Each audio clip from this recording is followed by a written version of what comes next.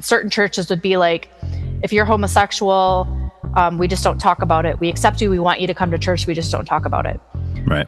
Or other would be like, we're going to pray away the gay. Music pushed everything. You know, it wasn't just about like, oh, I like this and how it sounds. Opportunity is supposed to mean equality, but that's not truth. Right. Having opportunity does not mean equality. I don't know. Like, I want to hit this guy. You better like get your bro in check right now. And, Right. like here we are. We've been married for years and years. Yeah. So instead of hitting him, you married him. I'm contradicting myself when I go against socialism because it's a free enterprise, and healthcare is a business. My dad's first experience of seeing people with dog collars on and chained to each other. So, I mean, in general, America is not systemically racist. That's not true in any way. I think organized religion, it blurs the lines on how you get to said heaven or hell. Nobody dressed the grunge way. Nobody had like 3 flannels on. One with no sleeves, one with sleeves, one around your waist. I don't always agree with it or want to see it, if that makes sense. But I think people are entitled to happiness. I enjoy taking like hard rock and metal songs and turning them into like piano, like softer side, or sometimes not so softer side. Oh my gosh, stop using gender and stop using race and stop using all of these things. That this is a monumental thing to leading the country. A personal relationship is more important than showing everybody, look at me, I've been to church every Sunday and I even made the cookie.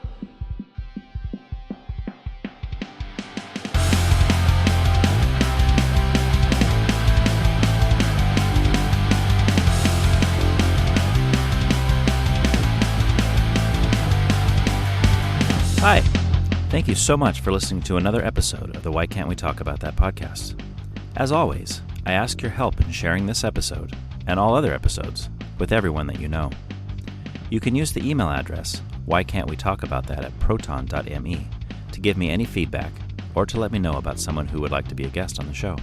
My guest this week is Lara McDonald, a hospice healthcare leader by day and a full-time rock and metal roadie at heart. She somehow balances compassion, chaos, and concert tickets with a semi-concerning devotion to loud guitars, live shows, and dragging the entire family into the pit for one more encore. But besides all these things, she's also my cousin, the daughter of one of my dad's youngest brothers. Lara has lived in Michigan for most of her life, which is the reason that even though she is only 2 years younger than me, I have only been around her once or twice throughout our childhood. I know that a podcast episode is somewhat of a strange way to get to know a family member, but you know, I think it worked out pretty well. Okay, with no further intro jabbering, here you go. Enjoy the conversation. All right, cool. Well, this is going to be a lot of fun because it's always, I was telling Bethany, it's so strange when it's like literally my blood that I don't know. Like I just don't know her at all. I think, what was the last time we talked was like, what, were you like 10, 12, something like that? So it was 34 years ago. Wow. Yeah. Okay. Ouch, that hurts. Yeah. So then I would have been like 14. How old would you have been at that point? Well, see, I would have been junior high, so like, I don't know, probably 7th grade. Okay. So yeah, So that was a couple of years ago. Okay. Yeah. Yeah. Because I'm trying to figure I out don't how. think we're that different in age. Okay, we're pretty close then. Because I'm I was 48. born I'm 46. So Okay. Oh, you're born 80. I was 79, but right 79. Okay. Bethany was born at 80. My wife, so she's your age, close to your age. So, but yeah, it's going to be fun because this is kind of a fun format to do that, I think. yeah. But yeah. All right. So I have 3 questions I always ask to start off, and these are kind of short answers I want you to give me. But then as we go through the episode, I'm going to let you flesh out what you mean by these things. So after I ask these 3 questions, then I'm going to actually go back because I'm going to kind of ask you about your life a little bit, just because I want to kind of know what's been going on with you since the last time we talked. Sure. So the 3 questions, the first one is, if you like, what's your favorite genre of music if you had to only pick one to go with? I knew you were going to ask the impossible question. I know that's a hard one. That is very impossible for me because I really like smashed up genres. Hmm. I like it harder though. So I guess I would kind of go more towards the like metal scene, like Okay. new metal and things like that, which once we get talking about music, you're gonna wonder if I've bumped my head, but yeah. I don't know. We'll see. We'll see. And then the next one is politically, do you tend to lean more left or right? Um, Definitely we are red. Okay. So to the right? So yeah, absolutely to the Okay. right. Okay. And I was surprised that politics was something that you wanted to talk about because usually that's like a big no-no. So Yeah. Well, yeah, that's that's why this podcast is called Why Can't We Talk About That? Because people are like, "Oh, never talk about politics and religion. Never talk about it." It's like, why not? Why can't we just like embrace our differences, talk about things and actually make progress and maybe learn from each other, But Mhm. instead, people would rather yell and scream and call names and like that's kind of why I developed this because I was having a lot of that, whether on social media or even in person with people and it's like, why is everybody getting so angry? Why can't we just like Yeah, talk about this, But yeah, for sure, yeah. So politics, and then the next one yeah. is describe your spiritual beliefs in one or two words, few words. Uh, born qu- Born and raised Christian, more of a spiritualist. Okay, okay, very cool. Yeah, your podcast describes my marriage, so What? Why can't we talk about that? no, Oh, the debates and the talking it through and oh, yeah. really? That's Yeah, is that we're the a yin yang marriage, so okay? You guys are opposite in your belief set. Okay, hmm does that work well for you, or do you find a lot of issues with that? no, actually, it teaches you patience and compromise Yeah. and tolerance, and Okay. You guys must agree on music though, because I see you go to a lot of shows together. we So, do. which is awesome. And there's a Uh, lot of stories about that. Awesome. I love it. All right. So I guess just kind of, I mean, you've been in Michigan as long as I know, right? You're born and raised in Michigan. You still live in Michigan. Mhm. Um, and you, so like, I guess, I mean, I don't need you to go back to like your birth, but I mean, like what about high school? What was high school like? Can you graduate high school and take me from there? Sure, sure. Okay. So we did live for a stunt in Colorado. Okay. So I did spend, my grade school years up until about the third grade, I think it was, and then moved back to Michigan. So, yep, I Hmm. graduated from Michigan or Michigan. Yeah, I live in Michigan from high school, Okay. and I had a child young. So Oh, how old? I was a parent at 2 weeks shy of 19 years old with my Oh, first child. wow. Okay. So started kind of, going to community college and things like that. Ended up getting a job that paid better than I would have made at my job at the time. Um, Lots of things happened. I had gotten married and divorced and lots of things. So, summed up story, married my current husband. We've been together since 2003, Okay. and we had a blended family. So, mine, his, and ours. So you During had that, one from a previous each, and then you had yep, one together? yep, we have one Okay. together. She's a Okay. senior in high school that graduates next Thursday. Okay. So, we Nice. will be free. Uh, She's the one that goes to the shows with you, right? yep, And is yep, she a she is. cheerleader too? I've kind of seen some of the posts. Uh-huh. Yeah, okay. Yeah, she's a chameleon like us. We like to Okay. say we're chameleons. So, I ended up going back to school. I got 3 associate degrees, moved on, got 2 bachelor's degrees, moved on, got a master's degree. Currently, I am a regional director for quality and education for a hospice company. I Oh, work wow. full, I work fully remote now. I am a master's registered nurse, and I love it because now I can move. I've wanted Yeah. to move for so long, and now Like I out have the of opportunity. Michigan, you mean? Or Yes, oh, yes. really? Where do you want to go? South Carolina. Oh, interesting. Okay. So it was well, we like Nevada too. I mean, you can ask Vanessa. We attest to that. We go out there often, Yeah. Yeah. and it's beautiful. The hot weather is wonderful. We still had frost advisories here, Yeah, so that's what I was going to say. Even when you said South Carolina, I was going to say that's a little switch in weather from Michigan, I mm. would think. I've never been to Michigan, but it looks really cold there. It's beautiful for the 3 months of summer, but Okay. you know, it's no, it's a beautiful state. We have a lot to offer. Nowhere else will you have water like the ocean where you can't see the other side. It is really a blessing to have that, Okay. but you can't enjoy it all year. Because it's too cold. Yeah, and I'm Yeah. not like an outdoorsy person for the winter. I'm more of a summer outdoorsy person. So, Mm, okay. yeah, so I mean that just kind of sums up like a brief history. Okay. Um, there's so much more to go into and lots of things that happened. Yeah. We're at the point now where we own our home, we're mortgage free, we have nothing tying us down, and we're ready to just try something new. That's awesome. That's Um, so fun. Unfortunately, our youngest, the baby, is Yeah. a failure to launch a little bit. So Oh, um, okay. she likely will be kind of with us, which seems to be the trend these days with, Yeah. Yeah. this generation. And I Does she don't want her want to, to go with you though, or does she she want to does. stay? Okay. She's ready to get out Yeah, of Michigan too. we don't want her to be dependent on us. We want her to like kind of do her own thing, but also Yeah. we don't want her to fail. We want to support her through, her changes of what she decides to do with her life and all those things. But still, like I said, Hmm. we're like, freedom. Oh, Yeah. just kidding. Well, even if you move away, you never know. They still come back. We've had a few leave the nest and come back. I've done it myself, so I Yeah, I understand have too.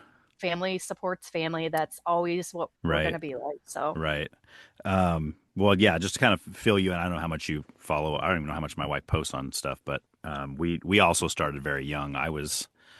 Bethany was 17 and I was 19 when we found out we were pregnant with our first. And then I was 20 and she was 18 when she was born. And that child is now 27, married with her own child. So we're now grandparents, which is lots of fun. Get to see her all the time. Then we have a 24-year old son and a daughter that just turned 18, and then our baby is going to be 16 in a few days. So we're almost. I keep the same thing. Oh, yeah, free! you're We're close. finally free. Yeah. But are we really? I mean, I don't know if we are. So, We have 7 grandkids. oh So, wow, yeah. But they're all wow. scattered. They're all scattered and we don't see them. My oldest Okay. lives in New Orleans. Mm, Our husband's oldest son lives in California. Youngest son, he lives in Michigan, but they're quite a ways okay. south, and they're just busy. Yeah. People they get busy with their lives and stuff. So we usually see them a few times a year, but Okay. not like not like I'd like to. Yeah. But you said seven. Did you say 7 grandkids? Hmm. Wow. Does that feel weird? Only being 46 and having 7 grandkids? Yeah, I liked it with my daughter. Like she's had her 2 kids. It was fun being like the young, able to keep up with them. I don't know Mm-hmm. how people that like they're in their 60s and 70s with like babies and toddlers. I'm like, not for me. Yeah. Like Yeah. Oh, sure. I like having the energy and being fun. And I think the fun part was like picking a name because I'm like, I'm not grandma. Like I Mm-hmm. am way too young Yeah. to be grandma. So I was Nana, which is like Okay. it's a, Celtic derivative. Yeah. And it was perfect because like um, you can actually find a t-shirt with that on it. So Yeah, yeah, and I would say that's pretty common to our side of the family too. I know, and my dad's side and your dad's side, that's a name that they've used before for other family members. On my mom's side, I never hear that name, but on my Mhm. dad's side for sure. So I'm not sure where that comes from. But we had the fun of with this new grandbaby who's now 5 months for all the different because there's great grandparents involved and there's grandparents and then because it's all so young still. And so everybody's like, what should she call you? And people ask me, what are you gonna have her call you? I don't know.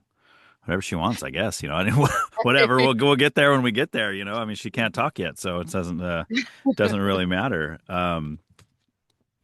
So real quick, I want to go. So when you mentioned your job working with hospice, and you work from home, do you like just do like consultations, like meetings like this with other people that are going into Mhm. hospice, maybe, or like what exactly do you do? No, so actually I started in leadership with hospice. I was before that I was in management and nursing. I've done all the things.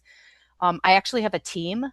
So I'm over a team of nurses that work in like quality and compliance. And what I do is I direct them on our projects for the organization towards quality metrics and improving the company's performance, patient care standards, Okay. and then also like with education, we do all the company's education and they go hand in hand. So if we see something in quality where like we're not making the mark or we need to like improve something, then Hmm. we tailor the education that we provide based off of that. So Oh, okay. there's a lot of moving parts. We work hand in hand with compliance. I've traveled into our programs to do like mock audits and things like that. So Okay.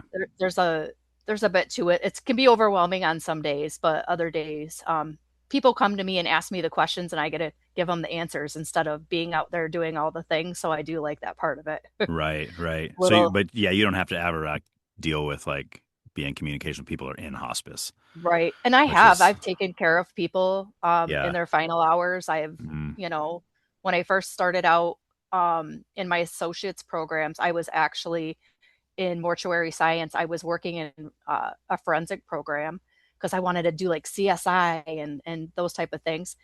There was no market for it. The job market Oh, was just dead, and the pay wasn't great.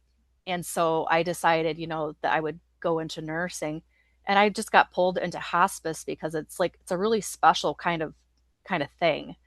hmm. Um, it's not like any other thing in healthcare, and it's like low stakes because you know the outcome. When you Right. work in the hospital, there's so much pressure to cure everybody and to, for lack of a better word, keep them alive and things like that. And Hmm. I did like working in the emergency and trauma, but we know the outcome, so we don't care about that. We Right. care about like the in between, like let's give people a quality life. So Yeah. that's what really drew me to it. And so I have to keep that persona out to these teams and make sure to give them that drive to keep them going too. So Okay. Yeah, that profession, anything to do with hospitals and I mean, I admire those people so much because I could never do that in a million. I mean, I can't even like I don't even like being in a hospital, like even visiting somebody, even if they're not like dying and they're just like, oh, I broke my arm or something. It's like I don't even like going in that place, or the couple surgeries I've had. It's like I hate being in here. Like I don't know. It's just I can't handle it. But I'm glad there's people that can because we obviously very much need people like that. So, you mentioned one of your was it your husband's children that lives in California? Mhm. Which part of California? So last I knew, they were over like San Bernardino way. Oh, okay. Okay. So he has him and his girlfriend. He actually like went across the country because they met Oh, wow. online in one of those numbers. Oh, dang. And so and they have children together. They've been together for obviously a few years now. Hmm. So yeah, there's that. And they struggled and struggled, and we're like, come back to Michigan, it's cheaper. But you can't take a California girl out of California. It just doesn't No, work like that. So no way. Yeah. I mean, yeah, I'm sure it's cheaper pretty much everywhere else, but then you're like, yeah, but the yeah. weather, and that's what I was going to ask you about acclimation too, because I know for me, I've grown up in the same town my entire life, and it's pretty, people joke about the Central Coast and say it's 70 degrees all year round, and which obviously isn't true. Sometimes we get a little colder, sometimes we get heat waves, we get up in the hundreds, but that's rare. But if I go anywhere where it's like I've gotten better, but for a while, if I went anywhere that was like over 80, it was like, oh my gosh, this is so hot. And if it's under 50, it's like, oh, I'm freezing to death. It's like there's like this little window, and it's so small because of the curse of growing up in a place like this where the weather's so nice all the time. You go other places, like we've driven, and taken road trips across the country and gone other places, and places with humidity and heat. I'm going, oh man, like people live here. Like this is gnarly. Like I can't Oh, even imagine this. I would say you're a little spoiled. Yes, I would say so. It's been said that we live in a place where people vacation. So, I mean, Mhm. it's it's very, very true. Very true. But there are downfalls to it, because it's just like I said, just getting acclimated to places. Like we were looking at moving to Tennessee, and we were Mhm. very strongly. I mean, we had a realtor over there. We drove out there, flew out there a few times to meet with her and look at properties and stuff, and then we spent a part of July in Orlando, and just that humidity was just nasty. And we're like, this is what it's going to be like in Eastern Tennessee if we move there. It's like for like That's 4 months out of the year. that's Michigan. So our Oh, summers really? are high humidity, like you will sweat standing still. Ugh. Um, but you can't complain because you don't get it very long. Okay. So it's actually nice when you get to it because you so used to being cold all the time. Yeah, Okay. well, for me it is. All the people that live here will complain that it's hot. It's like, come Yeah. on, you complained it was cold and get what you get. Can't, Yeah, you just can't please anybody. yeah, you just go pay quadruple the price and move to Southern California, or you don't have to worry about that. You just don't have any money ever. So, all right. Well, cool. Let's jump into some music stuff. I like to go Sure. back as far. I'm excited because you seem like you're really into music, like you're a big music fan, just like me. And my genres go all over the place too. Like that question I asked at the beginning, if you had to pick one genre, I hate that question too. I couldn't answer it really. I Um, do. okay. So I like to go way back to the first time you remember thinking, this is awesome. Whatever this is, Sure, I need sure. more of this. Yeah. So this is a don't laugh moment, but I actually did put some thought into this. Okay. So this dates back to cassette tape days, and this would have been Mm. something I borrowed from my mother, and it was Gloria Estefan. Mm. It would have been the Cuts Like a Knife album. Nice. And we're talking about like Get on Your Feet and like the like rumba music. And I remember there was a song on there, and it was like I thought it was called Purdy Dirty, but it was like Perderte. Oh, isn't that 'cause Spanish? Yeah, but I didn't Okay. know Spanish because I Purdy was a dirty. little, I called it That's Purdy awesome. Dirty. So I Uh, just, I thought I was just like Miss Thing. I had my Get in Shape Girl bracelets on, and yeah. I would just like do little dances in my room. So that was it. And I'll tell you, I was young. I was Yeah. probably in grade school, but that was like really my first memory I could think of really getting into something. Okay. And then kind of moving along, I think the next real pivotal moment was when, with my own money, I purchased the greatest hits of Queen cassette Nice. tape. Okay. And I just played that thing until it was shredded. Like there Yeah. just was nothing left to it. Yeah. And those two moments are just so very different. But Yeah. um, How it do they was hold up to you now? Like if you listen to Gloria Estefan now, are you like, this is terrible? Or are you like, yeah, I still get the feeling nostalgic when I listen to it? Or Yeah, I do. Scent and sound are just so nostalgic for me. They hmm take me back no matter what it is. Sometimes it's a lyric or sometimes it's a sound, yeah. and it just like reminds you of something, from the past. But I mean, Queen's all-time classic. You'll never Right. take that from me.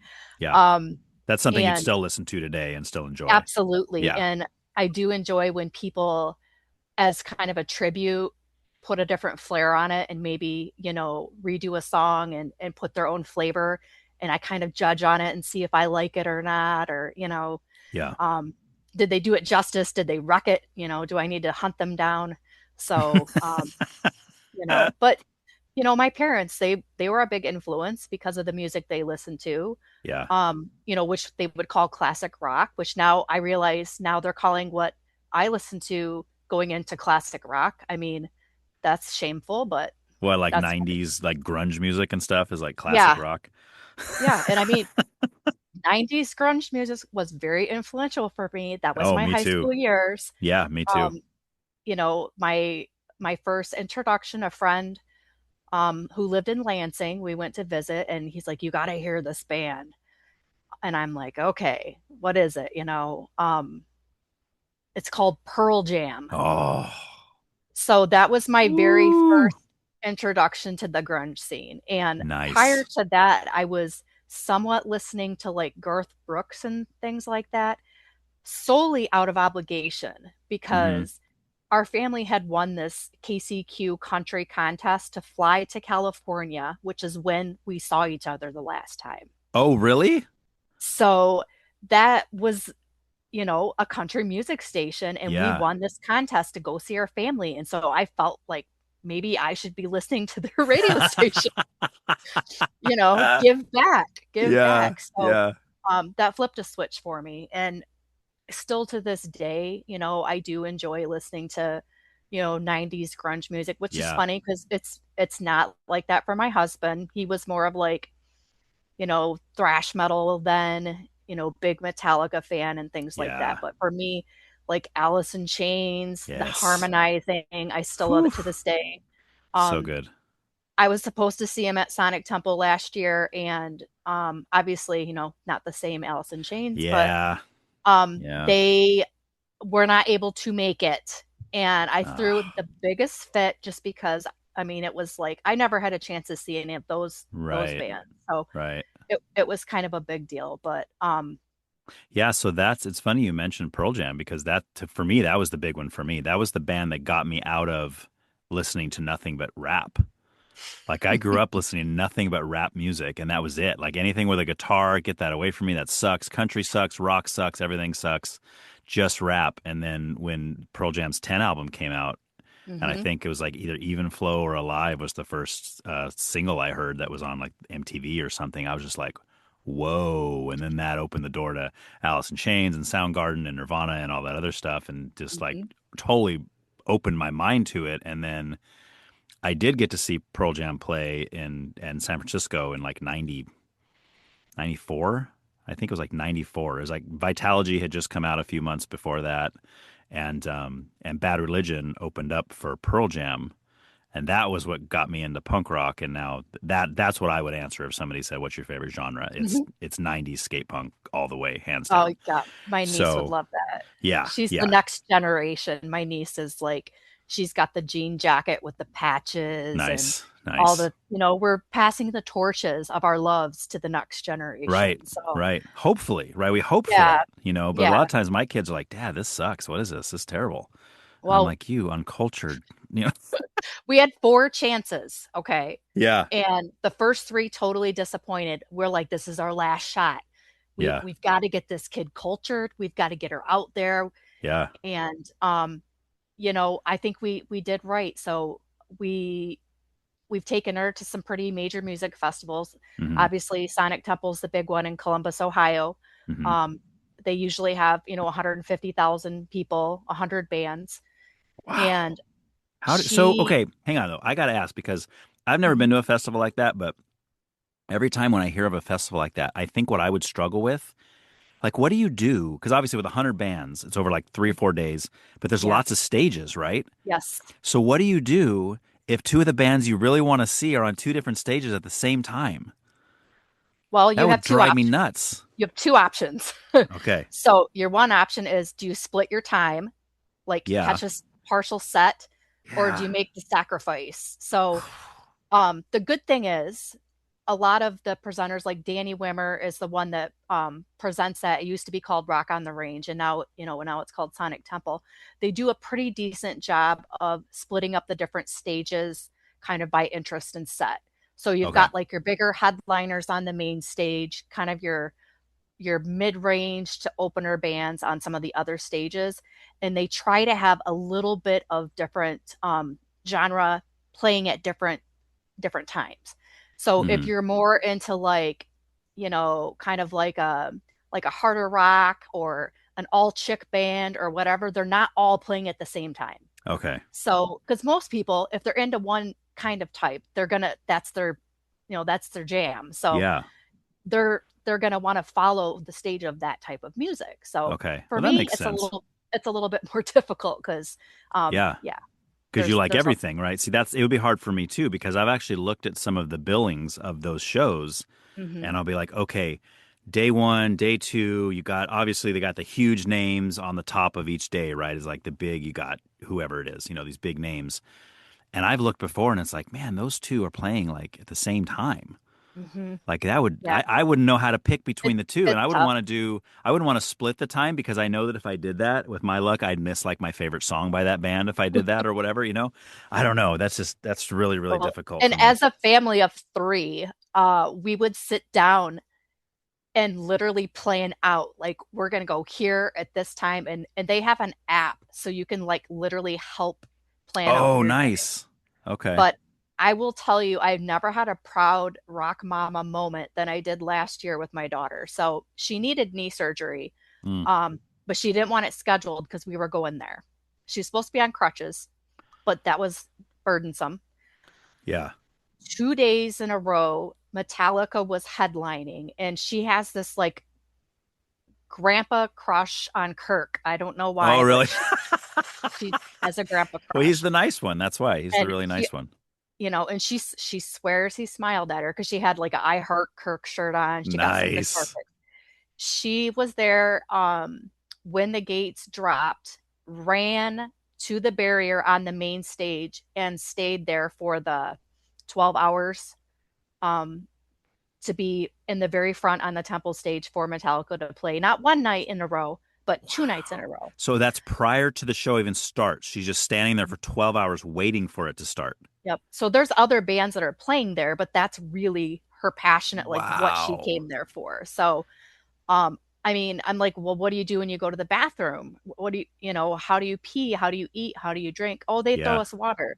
Well, I couldn't do it. I mean, first of all, I'm too old for that now, but Right, right. um, that's she's never been more dedicated to anything in her entire life. So Yeah. I know she's capable now, but Is that like her favorite band of all time or something? Or um, you know, sometimes I think so, but I was really surprised because I mean, I can get into some of it, but it's not that's more her dad's kind of influence on her than oh, me. okay. Okay. Um, we Because you hate really Metallica? Is that what you're saying? You hate Metallica? I don't hate Metallica. I don't.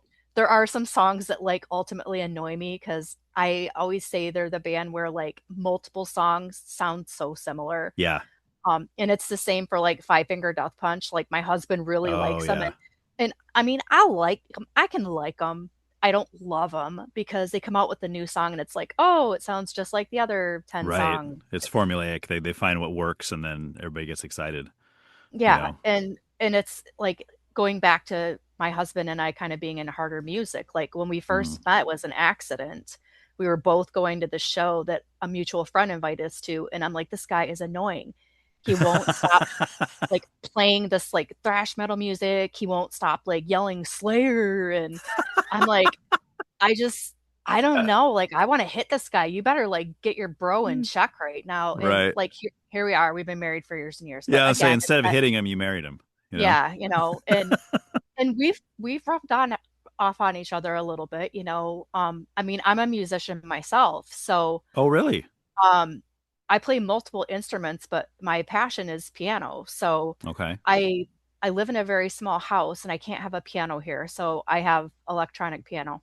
Nice. And I enjoy taking like hard rock and metal songs and turning them into like piano, like softer side or Yeah. sometimes not so softer side. Yeah. And so I really kind of am drawn to musical groups or bands that also are have like they draw musicians in. So Yeah. Yeah. that kind of like takes me to like so my number one right now is Sleep Token. Okay. Um and it's for multiple reasons. And Hmm. I hear a lot of people like this is the musicians music group. Yeah. Um Chameleons. There is just there's no boundaries. There's no time signatures. There's no one genre. I mean, you might hear jazz, Hmm. you might hear electronic, maybe like a R&B or rap beat, and then there's like a hard break, like metalcore screaming. Like it's kind of like this how you have a day sometimes. That's Yeah. how our days feel. And so Right. it's just raw emotion. And Yeah. on top of that, like some of the lyrics just really kind of hit home to certain subjects. And Hmm. I'm not into the whole lore of, behind all their gimmick. You have to have a gimmick these days, right? Right. Right. Um, I'm not behind all of that. I mean, I can appreciate how a masked band has held to their standard for this long because that Yeah. doesn't really happen much anymore. I mean, look at Slipknot and bands like that. But Right. Right. What um, about Guar? They're still going, right? Guar still got the. yeah, Gore. Actually, I saw Gore 2 summers ago, Oh, no and way. it was unreal. I'd never seen them, and I was like, this is weird. Yeah. Yeah. So, Okay. So what you're yeah, talking about with what you appreciate is more of a band that's kind of just writing what they want to write and not yes. worrying about, well, we got to fit this genre mold, we got to fit Mhm. and I've talked about that a lot on here because I kind of put myself in the shoes of the band and I think, well, you could do that and that's probably what's going to make your heart happy because you're creating, you're expanding, you're not just playing the same kind of cookie cutter music all the time, Mhm. but at the same time, you might not sell as many records that way, right? Because Yeah. as a fan, like a lot of times, if you're like me, you'll hear a band or an album by a band. Pearl Jam's a good example of this, actually. They never wrote another album like 10 for as long as they are. Then they're still writing albums, and they're still great. They still make great music, but it's nothing like 10, and that's why they lost so many fans after that because they're like, wait, what is this? Like, this isn't the kind of the grunge that I'm used to hearing. Where's Jeremy? Where's Even Flow? Where's this kind of a sound? They're doing songs like Elderly Woman Behind the Counter and, Daughter and like some of these songs like this is nothing like what we're used to. But Pearl Jam's like, we don't care. This is what we want to write, and that's admirable.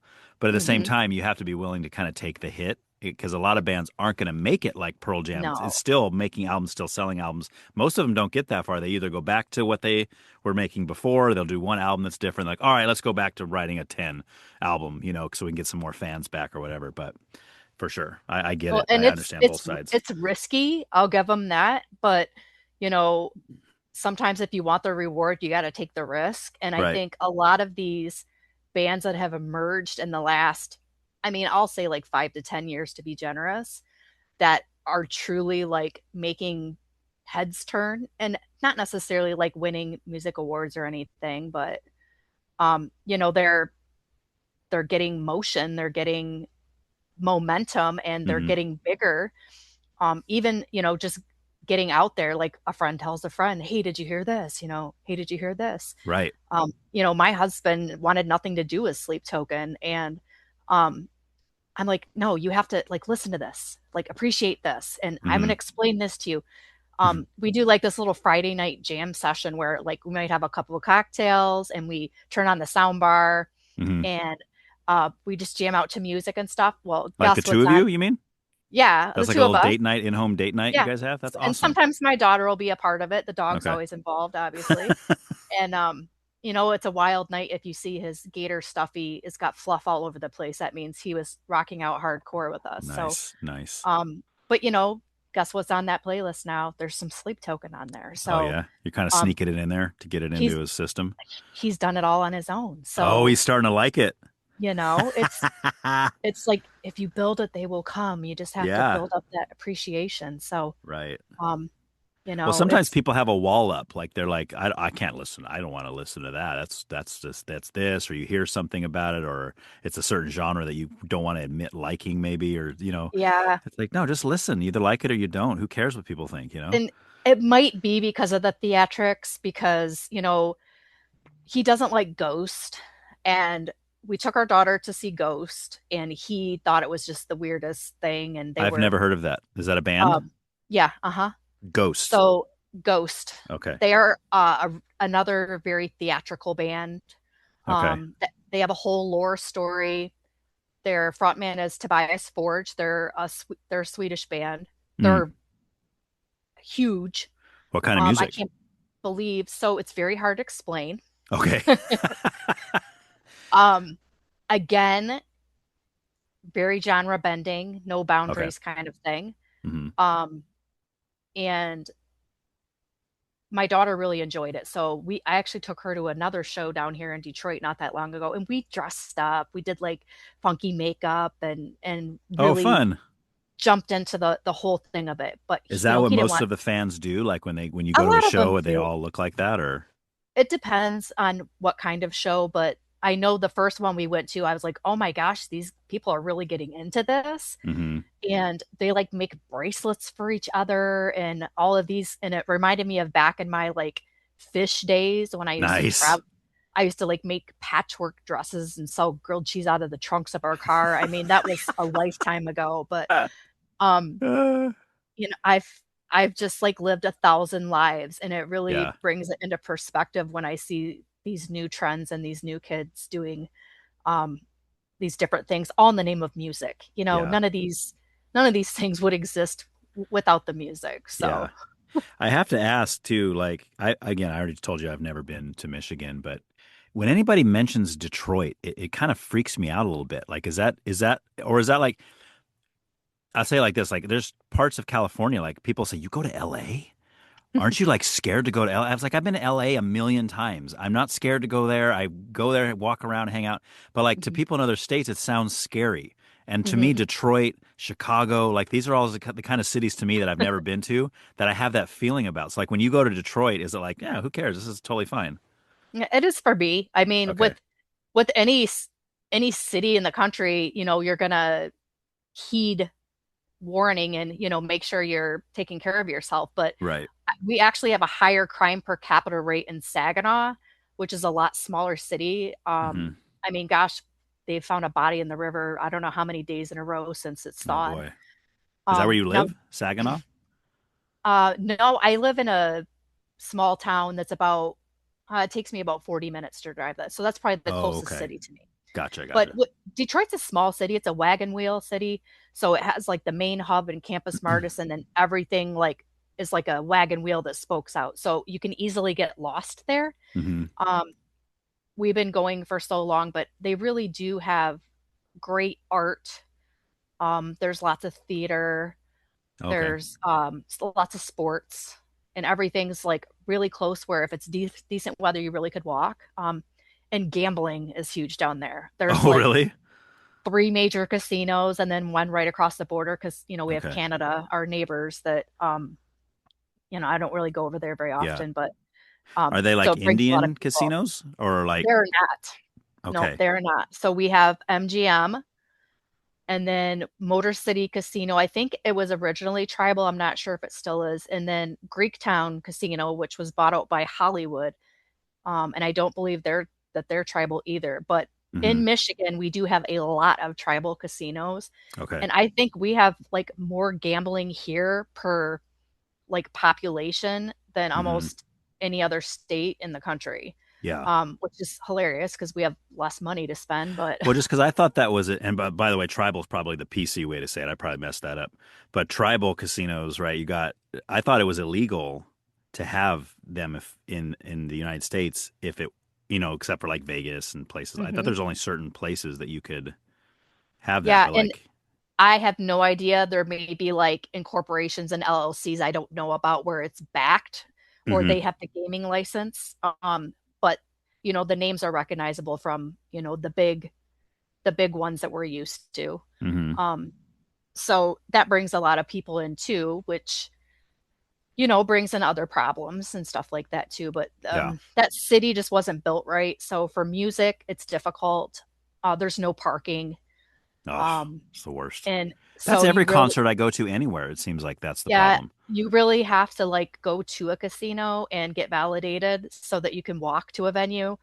Yeah. And they were smart to build those because guess what? You're probably gonna go do a little gambling or eat or something while Yeah. you're down there. So, Right. but that's a major problem anywhere for music is the parking and the outrageous inflated prices and service Yeah. fees and venue fees and resellers. Um, I just is so infuriating with Right. resellers that swoop up all these great spots and then triple the prices. And so Hmm. the low man on the totem pole or people like my daughter who don't have squat for money, Right. they can't get those tickets. So So your daughter, your youngest, is close to my youngest daughter's age, because she's graduating this week. You said she's graduating high school, or she already did graduate? mhm. Yours. She's graduating high school. Okay. So what's her birthday? So her birthday's July 15th. Okay. Of 08? Nope, 7. Of '07. Okay. Mhm. So my daughter is So my daughter's okay. 18. Yeah. Addie's 18 too. She just turned 18 in March. Hmm. So they're pretty Yeah, they're pretty close close. then. Yeah. Okay. That's trippy. So your daughter's almost 19 then. Hmm. She's Yep. coming up in a couple months. So yeah, so they're about 10 months apart. But yeah, that's Which funny. is which is crazy because Yeah. she's not where I was at 19. No. Yeah. But none of my kids were where I was, which is kind of a good thing, I think.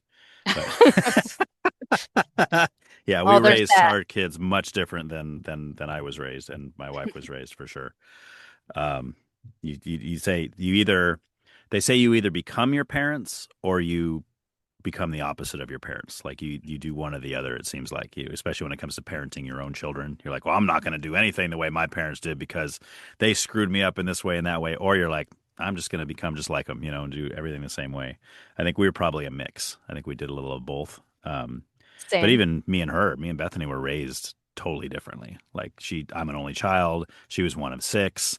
It's like totally different lifestyles and everything that we've had to kind of incorporate into our own relationship and our own raising of children has been, difficult at times. But like we said earlier, we're almost done. So hey, we're almost there. Um, so just backtracking a little bit back to kind of the grunge stuff that started you in on all that. So you already said it was Pearl Jam was the band that really opened that up for you. Do you remember what first brought you into that? Like, do you remember the first time you heard Pearl Jam? Was it somebody gave you the CD, or was it like, or the Yeah, tape, or yeah, was it like you heard on yeah. So MTV? we were visiting family friends, and it was my buddy Matt. Mm. He lived in Lansing and always had like whatever the trends were, whatever was new comes there first because we live in the middle of nowhere. So whatever's cool comes to us last. And so, Yeah, he was the one that got me turned onto it. And we literally like sat there and listened to all of it. And then he found, I think the only video that was out at that time was Jeremy. mm. And that was like a jaw dropping thing because it was Yeah. so Oh controversial and yeah. left you feeling like emotions that you didn't know you would feel watching MTV. Right. Um, Especially when you found out that was so a true story. I yeah, remember the first yeah. time I found that out, I was like, wait, what? That's like real? That really happened? Yeah, Yeah. absolutely. And that was the pushing the boundaries. So, Hmm. um, it I brought that back with me that like, hey, this is something I'm into. And then as it progressed, a I mean, nearly lifelong friend of mine, Nate, which is actually how I met my husband on accident. He kind of pushed the envelope too because I lived in an area where nobody listened to that stuff. Right. It was rapper country. Hmm. Um, Nobody dressed the grunge way. Nobody had like three flannels on. Right. Right. you know, Yeah. one with no sleeves, one with sleeves, one around your waist. I mean, that was how it was done. But Yeah. and he really instilled in me the like, don't care what anybody thinks. Right. Like it's just music, it's just clothes. And when you leave here, none of it's gonna mean anything. Hmm. And I respected that and I like really I ran with that my entire life. Now I kind of feel bad because in retrospect, that's the same thing my mother told me. Yeah. See? So, you know, our parents had, a lot going that we should have listened to. Yeah. But I know why we don't listen. It's just that teenage angst to push back. And Yeah. I got it from my own kid too. So Right. it is what it is. But that's kind of an idea where more of an ideal music pushed everything. It wasn't just about like, oh, I like this and how it sounds. It was like Hmm. the whole ideal behind alternative music and Yeah. alternative lifestyle and living outside of the norm. Hmm. And I mean, even to this day, like, yeah, I have to be careful. Like, I will chat GPT sometimes an email before I send it out because I want to make sure Yeah. it's polished because, Right. you know, I am Gen X Yeah. and I have to be cognizant that people have feelings because Hmm. sometimes I'm just very to the point and Right. I've that's just all kind of stemmed from that time period. Yeah. Yeah. For sure. Um, you mentioned going to see Alice in Chains without Lane Staley. I don't know if I could do it. You're I braver than didn't me. know I didn't know either, so maybe it's better that it didn't happen Yeah. because I didn't actually research that. And Okay. then I decided to watch some like live streams and videos and I was like, this is kind of trash. Yeah. I mean, I Like almost I have to feel pretend like it's a disres different band. disrespected, which is the same way I feel about Linkin Park, which I'm not a big Linkin Yeah. Park fan, but I also feel that's disrespectful. And not in like a sexist way, but just some people are irreplaceable. Yeah. It's the sound. That sound you can't take it back. Yeah. You might I know. guitarist, you might be able to maybe replace a guitarist if they can shred the Yeah. same way or whatnot, Right. but like vocals are totally Yeah. different. I've always said if you switch the singer out, change the name of the band. Just Yeah, because it's absolutely. such a different sound. It's not to say that the new girl with Linkin Park sounds bad. She sounds fine, Yeah, but yeah, she's she's not a good Chester, singer. right? She's Yeah, not. exactly. Like you said, you can't just put one person in place of another and say, "Here we are, we're back, we're Linkin Park." And I think that's Hmm. why a lot of people were upset.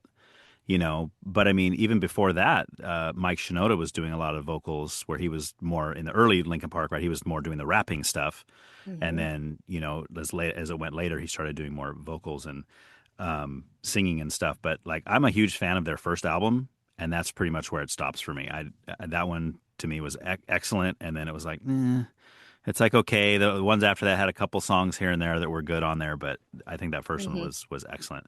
But yeah, I've always said that if there's a band that you change a singer, you get just change the name of the band. Why not? Yeah, And still, I know why they don't want to, because it's like, yeah, but this is our name, right? This is the recognition goes away. exactly, Yeah. it's like the Stephen King effect, right? You can be Stephen King right now because of his status and his name. He could literally write a book that just said the word "the" over and over and over again on every page, and he would still sell billions of copies. He'd still have a New York Times bestseller just because his name's on the cover, right? So Right. I get that if you're a band, if you're Nirvana, and like Kurt Cobain dies, you're like, okay, we could get a new singer.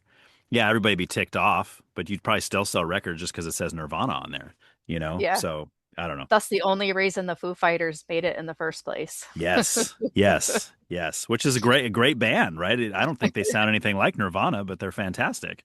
Yeah, it's the So notoriety. And hey, if right, that's what it took to get recognized, that's yeah, fantastic. yeah, for sure. Um, all right. How about you give me some of your favorite concerts that you've been to and why? Oh, Like, what's like sure. what are you looking for? I mean, you've been to so many. I bet you've been a lot more than I have, but Yeah, um, I actually did kind of a count of like okay.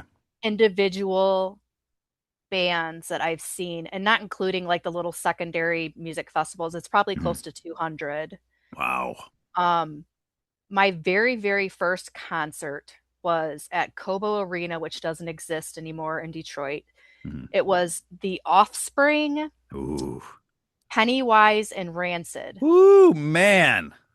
And Epic. I I got a t-shirt. I saved up my money. I think it was like $20 for a Yeah. concert t-shirt at the time. What year was Uh, this? Do you remember? this would have been 94 maybe. Oh my gosh, right in the height of it. Yeah, I think it was 94. That was my very first concert. A friend invited me. Her dad Oh, took us down there, and everybody that was in the first tier, because Kobo is like has just like a big open general area. Then wow. you've Hmm. got your first tier or second tier. First tier became floor because everybody rushed over the wall and Wow. everybody was doing it. Why not get closer? Yeah. So that was quite the experience. Well, And that I would was have been like, right when Smash came out. Like yeah, 94 is the year Smash release.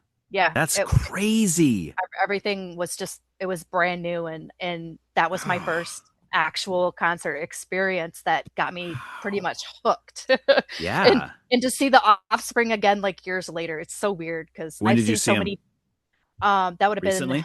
yeah, like last summer. Oh, okay. They were Okay. on a bill, they were on a bill with somebody else. So Okay. that was good. Another concert was none of these people were memorable at the time. They were just all new people. Nobody heard of them. This band called Candlebox and Okay. Bush and No Doubt. Nobody knew this No Doubt. Wow. They were the opener for the opener for the opener. And it Yeah. was this, little girl up there. I ended up getting a Ringer tee and I bought their CD at the concert. You Nice. used to be able to buy CDs at the concert. Yeah. And I remember we bought the tickets at Sears. I don't you remember if you remember that. You would go to Sears and Yeah, they had like like in a the back of the Ticketmaster booth store back there. Yeah. and you'd get the little pink and blue Uh-huh. ticket. Yep. So and those were some of my earlier concerts. There was quite a few: Smashing Pumpkins, Sonic Youth, those. A big Wow. one though that my parents went to that's very memorable. Um, David Bowie No way. played with Nine Inch Nails. Oh, nice. So it was a family outing. Oh My boy. It was my sister's first concert. Mind you, she's 4 years, 4 months younger than me. Yeah. Um, and my mom and dad, Bowie fans, obviously. Yeah. It was my dad's first experience of seeing people with dog collars on Mm-hmm. and chained to each other. Like the real like dominatrix scene in Yeah. PVC, and Right. um big culture shock for him. Like I bet. it was embarrassing for me to have him point things out, but um, I was a teenager and that all that was cool to me. Yeah. I think Prick played with him too. So I remember that distinctively. And honestly, it was one of the last Bowie concerts ever. So Oh, it okay. was same with, Tom Petty. I got to see one of the last Tom Petty Oh, concerts. So dang it. I never got to see um him. as much as I love metal and I've seen, Slaughter to Prevail and I've Hmm. seen, like a lot of these harder bands, I've also seen Fleetwood Mac, the Eagles, CCR, Leonard Skinner Revisited, Yeah. um, like all of these. I love Southern classic rock, Yeah. That's and probably your and things. parents' influence, right? With that. Yeah, absolutely. Yeah. And the classics never die. That's my like jam when I'm out in the yard and stuff like that. Hmm. But Hmm. there's also some like accidental repeats. So I certain concerts I've been to multiple times. And some of them were on purpose. So just Disturbed is a band. Okay. My husband and I collectively, I think he's been to like 24 shows Of um Disturbed? of Disturbed. Is that like his favorite band of all time or what? It was for the longest time. And Wow. I'm at 10. We've Dang. traveled to multiple states, and I mean, you have to imagine this band's been around for quite a while now. Yeah, since what, the Um, mid 90s, I think? yeah, Okay. uh-huh. And they used to play small clubs and things like Yeah. that. We've went to Chicago and all over to see them. So they just happen to pop up on the bill sometimes when we're, seeing Yeah. bands. And another one is Corn. Oh, Um, nice. I think I'm on my sixth Corn show. Okay. Um, and it's just funky. It's funky and fun. Yeah. Yeah. It's from that same kind of Yeah. late 90s, 2000s, Well, yeah, era. I Yeah. always put like Corn, Limp Bizkit, Stained. I kind of those are all kind of in the same, and I loved all that stuff when it Uh-huh. came out because it was to me it was different. I had never heard anything like that. I was like, whoa, this is kind of Yeah. different. It's like dark, but it's kind of rappy, Uh-huh. but it's metal and it's kind of like hard and it's like the stuff they're talking about, it's all deep and stuff, you know? It's like, whoa. And they all played last year. So I Wow. got to see all of those last year, including Limp Bizkit, which I hadn't seen Oh, previously. how do they Uh, sound now? the same, Really? the same. Grandpa Claus, Fred Durst, with Yeah, his I big saw with white his big old beard beard. and his like pink and blue tracksuit, just like Yeah. rolling, rolling, rolling with it. Yeah, yeah. He got rid of the So red hat and he adopted the pajamas instead.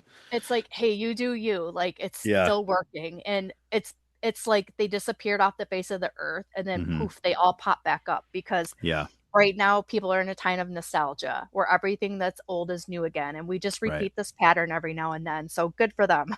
Yeah. Do you know what? I think that's because a lot of the new music sucks. I really do. I think even the young, like our children's generation is noticing that. So then when they start to go back and listen to the stuff you and I were listening to when we were their age, they're like, Hmm. whoa, this is like good. You know, like this is like actually unique and original instead of sounding, everything sounds the same that I hear. Like I told you, I grew up listening to rap, loving rap. I cannot even listen to most of the new rappers. I think it's terrible. It all sounds the same. There's no chorus. It's all just the same redundant beat. And the guy just going, like over and over. It's like, this is terrible. You know, every once in a while, there'll be a rapper that come out like, oh, okay, this guy's actually doing something cool here, you know? But most of it, and I feel the same about a lot of the new rock.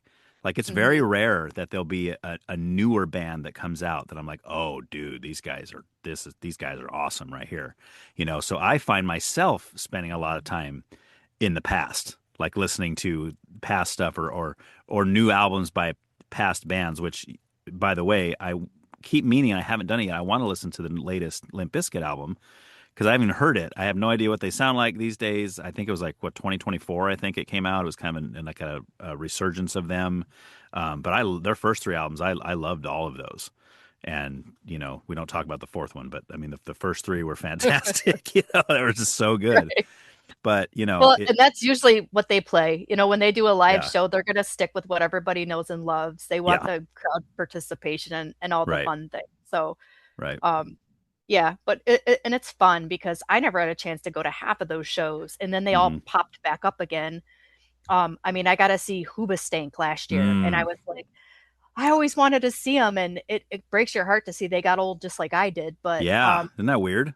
it's also felt good to like be in this hot, sweaty mess of people and look around and like see yourself like, oh my Hmm. gosh, these are moms and grandmas and grandpas and um, yeah, we're like losing our hair and getting fat and Yeah, getting all these things, but we still are here for the same reason. And right, right. no matter what people say, I've had some of the kindest and gentlest people at like these hardcore festivals that Mm. help people out more so than I've had at like Disney on Ice. It's crazy.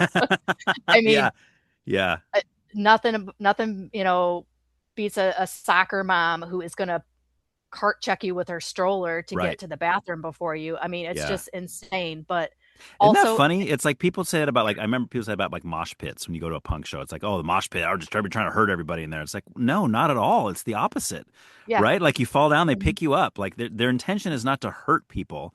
And Mhm. every time I've been to a show like that where there's a guy in there that looks like he is trying to hurt people, they get him out of there Oh quick. yeah.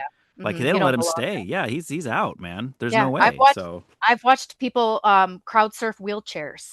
oh wow, Like that's awesome. for that person to have that experience, yeah, that Yeah, sucks. And I have mixed feelings about crowd surfing because sometimes I just want to watch the dang show. I do yeah. not want to get a workout, but the experience, especially for young people, it's so Hmm. exhilarating. My daughter enjoyed it so much, so I'm like, well, they hoisted her up. I gotta pay it forward. Yeah, So yeah. but yeah, you're absolutely right. And if you don't want to be in the moment with that, like step back a little bit, like just, there's safe Right. spaces to not, get knocked in the head with a shoe. Yeah, yeah. Did you see that footage of I can't remember if it was Stained or if it was Aaron Lewis solo, but where he stopped the show because some I girl was did. crowd surfing and supposedly some guys were groping her or something, and Hmm. wasn't that awesome?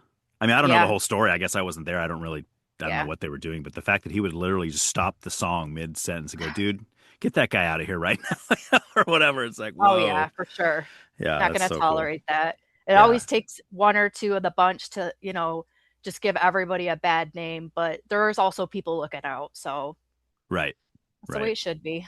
Yeah, yeah. It seems like for the most part, people there are like you said, friendly and just want to have a good time with everybody. There's not a lot of. It's like a camaraderie. It's like you're almost you're connecting with someone over your Hmm. shared love of a band or of a style of Yeah. music or of a yeah. Well, and the thing that I love too about some of these festivals is like they're bringing in like art. So they're bringing in artists and vendors to share their art. Um, they do like live tagging and mural painting and Hmm. selling their. I actually have a really cool poster from Pandora's Juice Box that hangs on my wall, and What's that?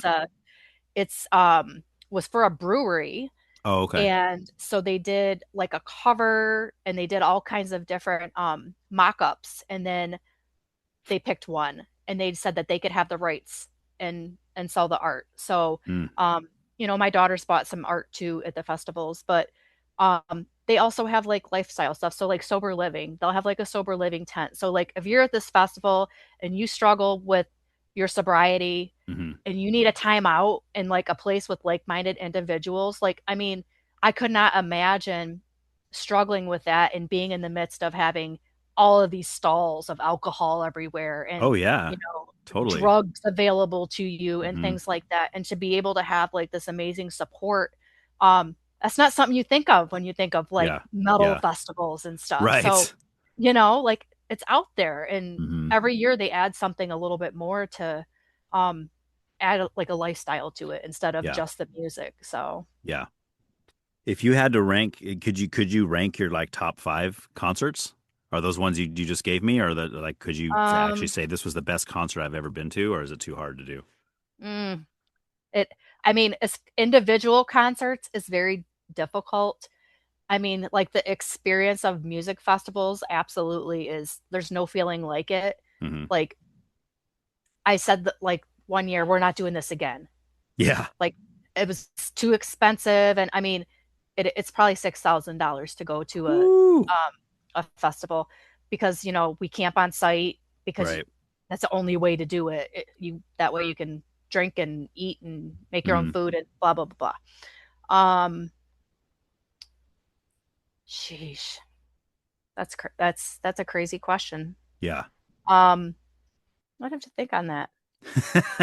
I mean, I guess that could be split into different categories of that question. Like, is there like how about a band that when you saw them live, you were just so blown away by how good they sounded live? Oh, okay. Um, so I wasn't a really big fan of two bands before I seen them live. One was Falling in Reverse because Oh yeah. I was used to their old emo sound. Hmm. And then I heard like their songs on the radio and like Monster, it's like meh, like so commercialized. Right. But I saw them live with the flames and the Hmm. hard, like the bass, and I'm like, I really like this so much Yeah. that like I've seen them three times now. But Okay. in mixed emotions about the persona of Ronnie Radke and Right. who is Right. this guy really? I mean, that's why it sells. Like, Right. keep Right. keep it up, keep doing it. He's probably like a Um, totally normal dude behind closed doors. He's no like joke, yeah. reading a And that's our romance novel. daughter turned us onto that. So that's the great thing about music. It flip flops. It gets, Yeah. we've been to Pierce the Veil and a couple of other of her Nice. groups. Nice. So yeah, absolutely that live sound got us turned on. Another one was Avenged Sevenfold. Okay. Um, I didn't like them. We went to Hmm. a concert with my buddy, and I'm like, oh, this is not what they sound like. Like you hear them Right. on the radio and stuff like that. Yeah. And the theatrics. That was the fun part. Like Mm. I really enjoy a show that has the visuals. It's like a full experience. I think that's kind of why I like some of these shows, like Ghost. I'll tell you, for instance, like they have Hmm. this whole Papa Emeritus persona. He's like, they kind of have satire on religion, and Hmm. it's all for show. Constantly changing and evolving what their storyline is, which I don't pay too much attention to it, but the lights and the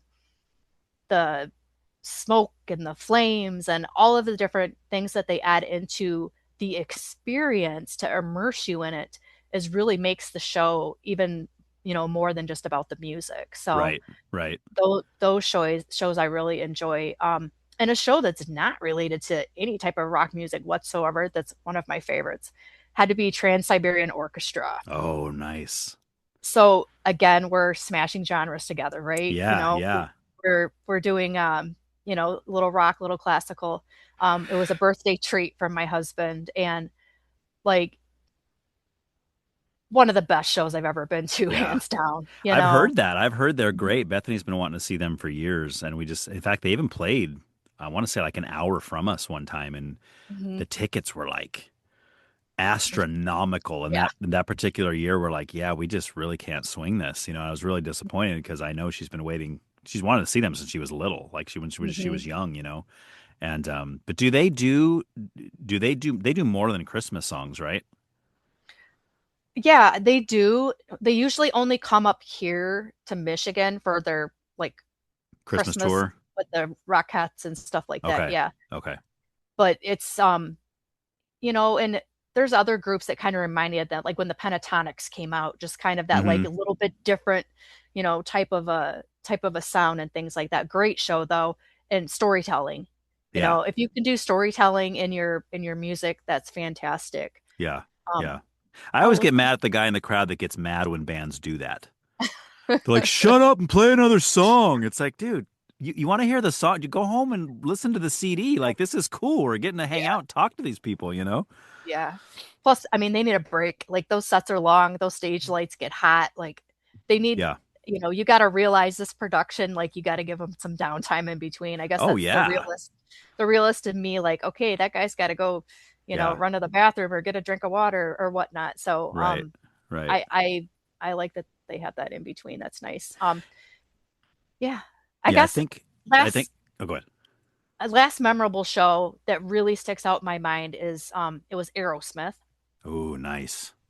Palace of Auburn Hills, which doesn't exist anymore, by the way. It's Mm, now a they leveled it years ago. There's a landfill right next to it.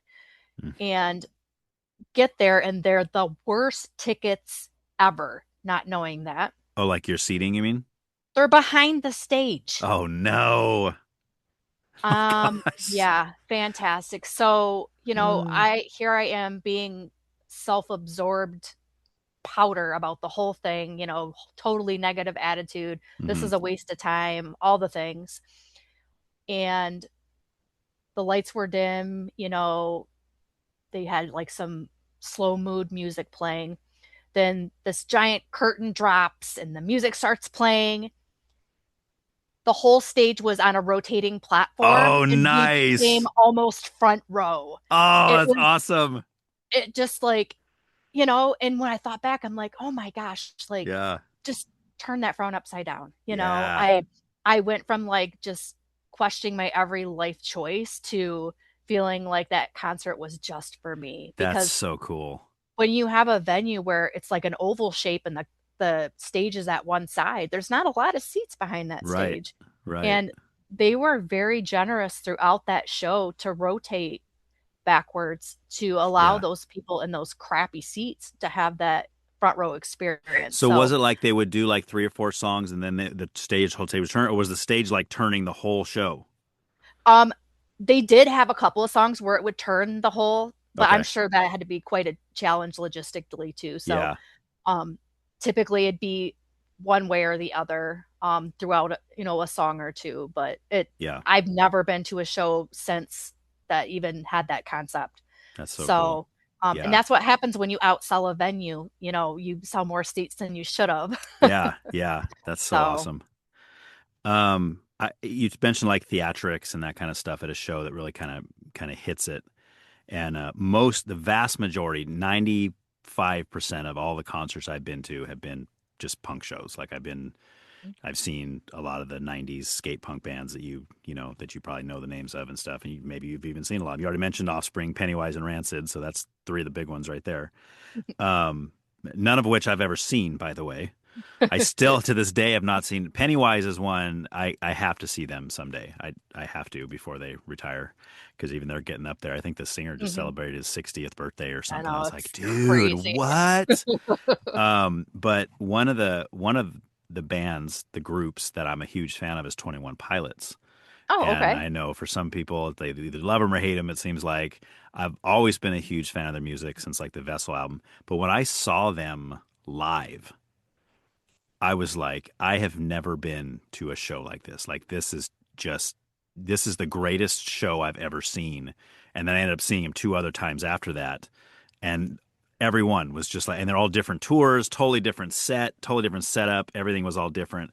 But those guys, there's just two guys in that group, and man, can they put on a They show? It's they have a unbelievable. big to do this year, I believe, don't they? They have Um, some in big reveal. Columbus, oh, a big reveal. Yeah, I think they have Oh, I some don't kind of know. big reveal this year. I'll have to check in that. Yeah, because Yeah. that's actually on one of my kind of like set lists that I like to play is some 21 Okay. Pilots on my Yeah. piano. Oh yeah, a lot of piano. So he'll even during the shows he'll play piano a lot during a Mhm. lot of that. But no, the last that we heard was that they just released the Breach album, and then that was kind of the end of the story.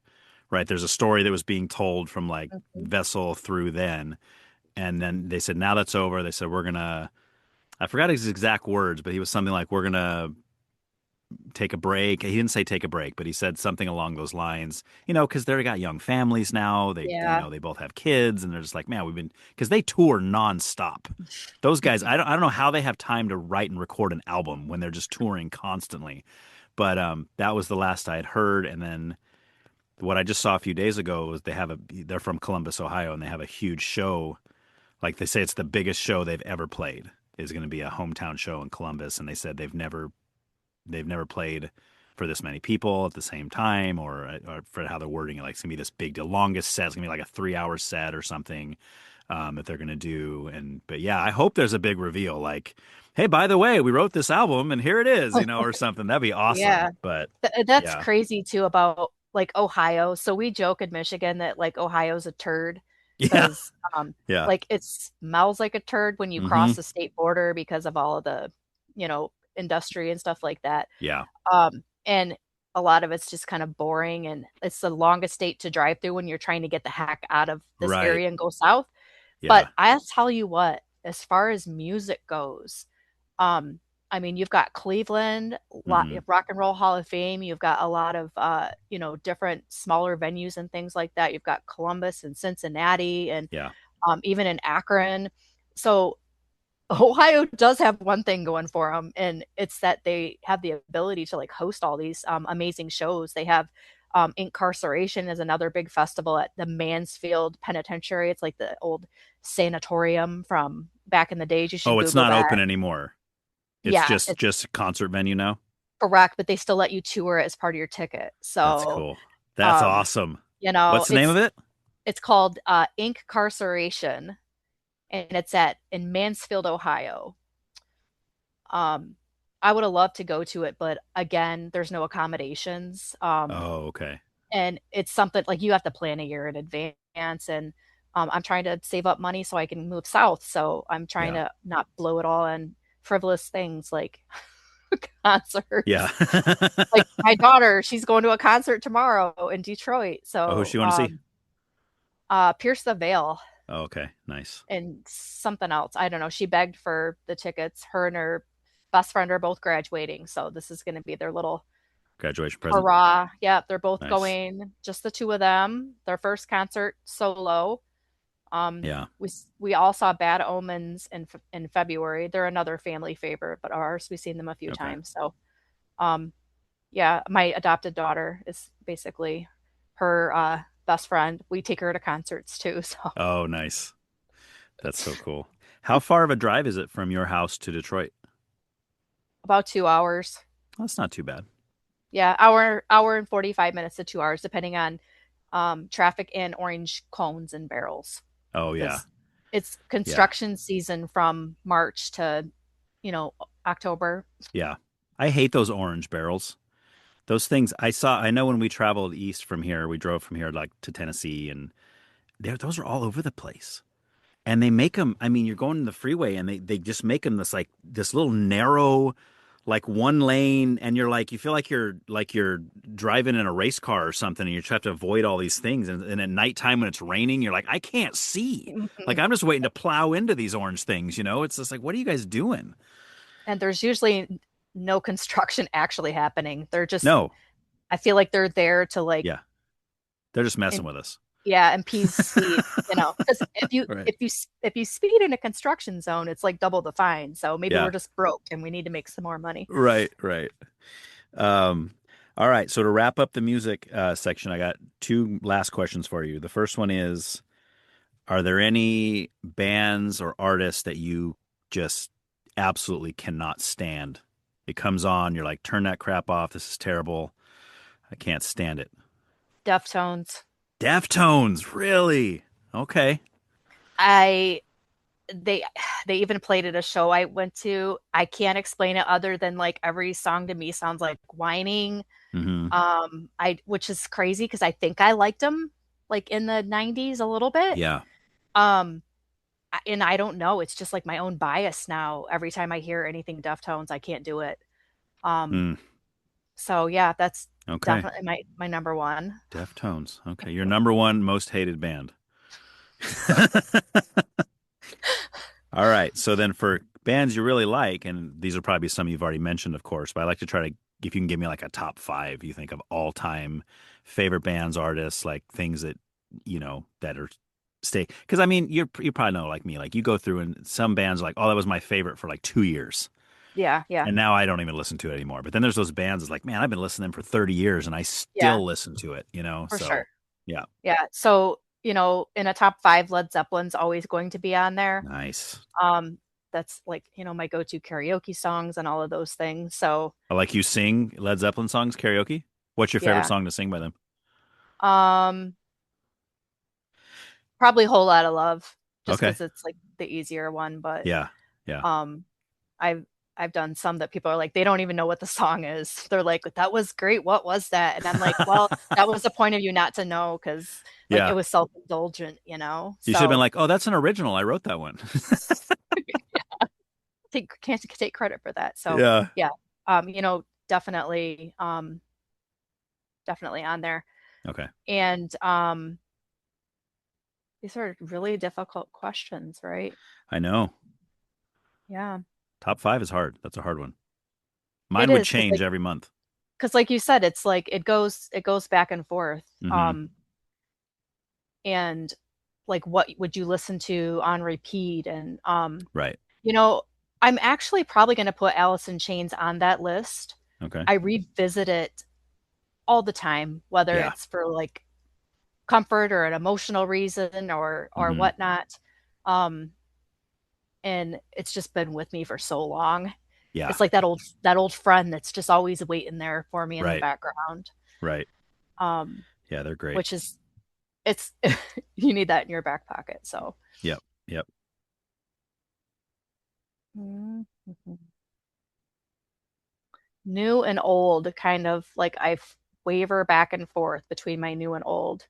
Hmm. Um, I mean, I definitely know right in the right now for like the last quite a few years since I've learned about Sleep Token, they've been my favorite and Okay. everything that's come out. I absolutely love it. I think actually when anyone comes into my office, they're like, "What are you doing?" I'm listening to Sleep Token, like probably to an unhealthy level sometimes. So, um, it's just, it's never gets boring. Yeah. And I think that's another reason why, I just like this doesn't get boring to me. Yeah. Um,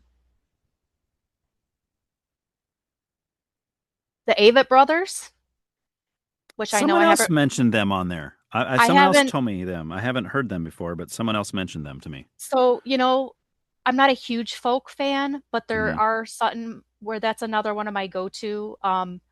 I'll listen to it all summer long. My sister kind of got me turned on to it. And there's some other bands like that it's just comforting. Hmm. Um, I think what they did musically is just it's genius. They've turned goofy songs about things that you would never turn into a song. And Right. Right. hey, guess what? So yeah, that's always going to be a go-to. Okay. Um, so many more.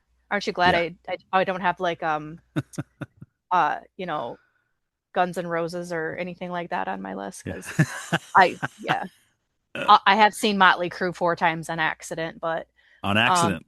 All four yeah, times? yeah, they just happened to be playing at a washed up, dive bar venue that I was at. Yeah. Oh, Um, that's funny. yeah, gosh, this is just more difficult than I thought because Yeah. I just don't have favorites. Hmm. Um, I have like likes and loves, I guess. Yeah. Yeah. And then, let's put Queen on the list because it Okay. was one of the first ones ever. And also, it's timeless and it's been redone and it's still kind of good. Like, I don't know if you remember when Adam Lambert came on one of those, American Idol or whatever it Yeah, was. Yeah. America's Talent or one of those shows. Uh-huh. And I was like, wow, this is crazy. Like, he's bringing this back. Like, people forgot about Queen for a moment. Hmm. And um it's back out in the forefront and it's Right. fun. The music's fun. Yeah. um and like Highlander, they did like the soundtrack for Highlander. Oh, And nice. so when you listen to it you can kind of get into the moment of what was happening at that moment in time. Yeah. Yeah. I think Queen is interesting because I don't know. It sounds like you probably knew of them before this because your parents showed. My parents really never showed me Queen. I'm sure they had Queen records in their garage. I remember I used to look through the boxes and boxes of records they had in the garage. But for me, it was when Wayne's World came out. You remember that? And that's when like Bohemian Rhapsody became Yeah. huge. On there was the whole music video, and like everybody's like, "Oh man, this band Queen, this band Queen." And we're kind of talking about like it's a new band, and my parents were like, "That's old. Like that came out in the mid '70s. Like what are you talking about? You know, that's like 20-year-old song." And in when I was listening to it, but that resurged the whole thing. Like, and so many new Queen fans from our generation came out of that, right? And it's like it's the same as like with Stranger Things with Master of Puppets by Metallica. You know, Yeah. all these kids are like, "Oh, this band Metallica, this new song Master of Puppets, dude, that's from like '82 or '84 or something. You know, that's old." Hmm. And the Kate Bush song, same with Stranger Things. Like, I always think that's really cool when these old artists have this resurgence of popularity within the younger community because if some fluke thing like, oh, we just happen to put this song on this episode of this TV show that's really an emotional moment, you know, and they're like, oh man, that Hmm. Kate Bush, she's awesome. You know, it's just like That's kind of how I feel about like American Horror Story. They have, mhm. amazing writers and directors. They do the same thing with music on there. Oh really? They'll Okay. they'll put some like clips in the soundtrack that's just something very eclectic, and then they have me like Googling it, like, what was that? Yeah. Yeah. So it's That's awesome. it's a little gimmick that works, so they need to Yeah. keep doing it. That's really, really cool.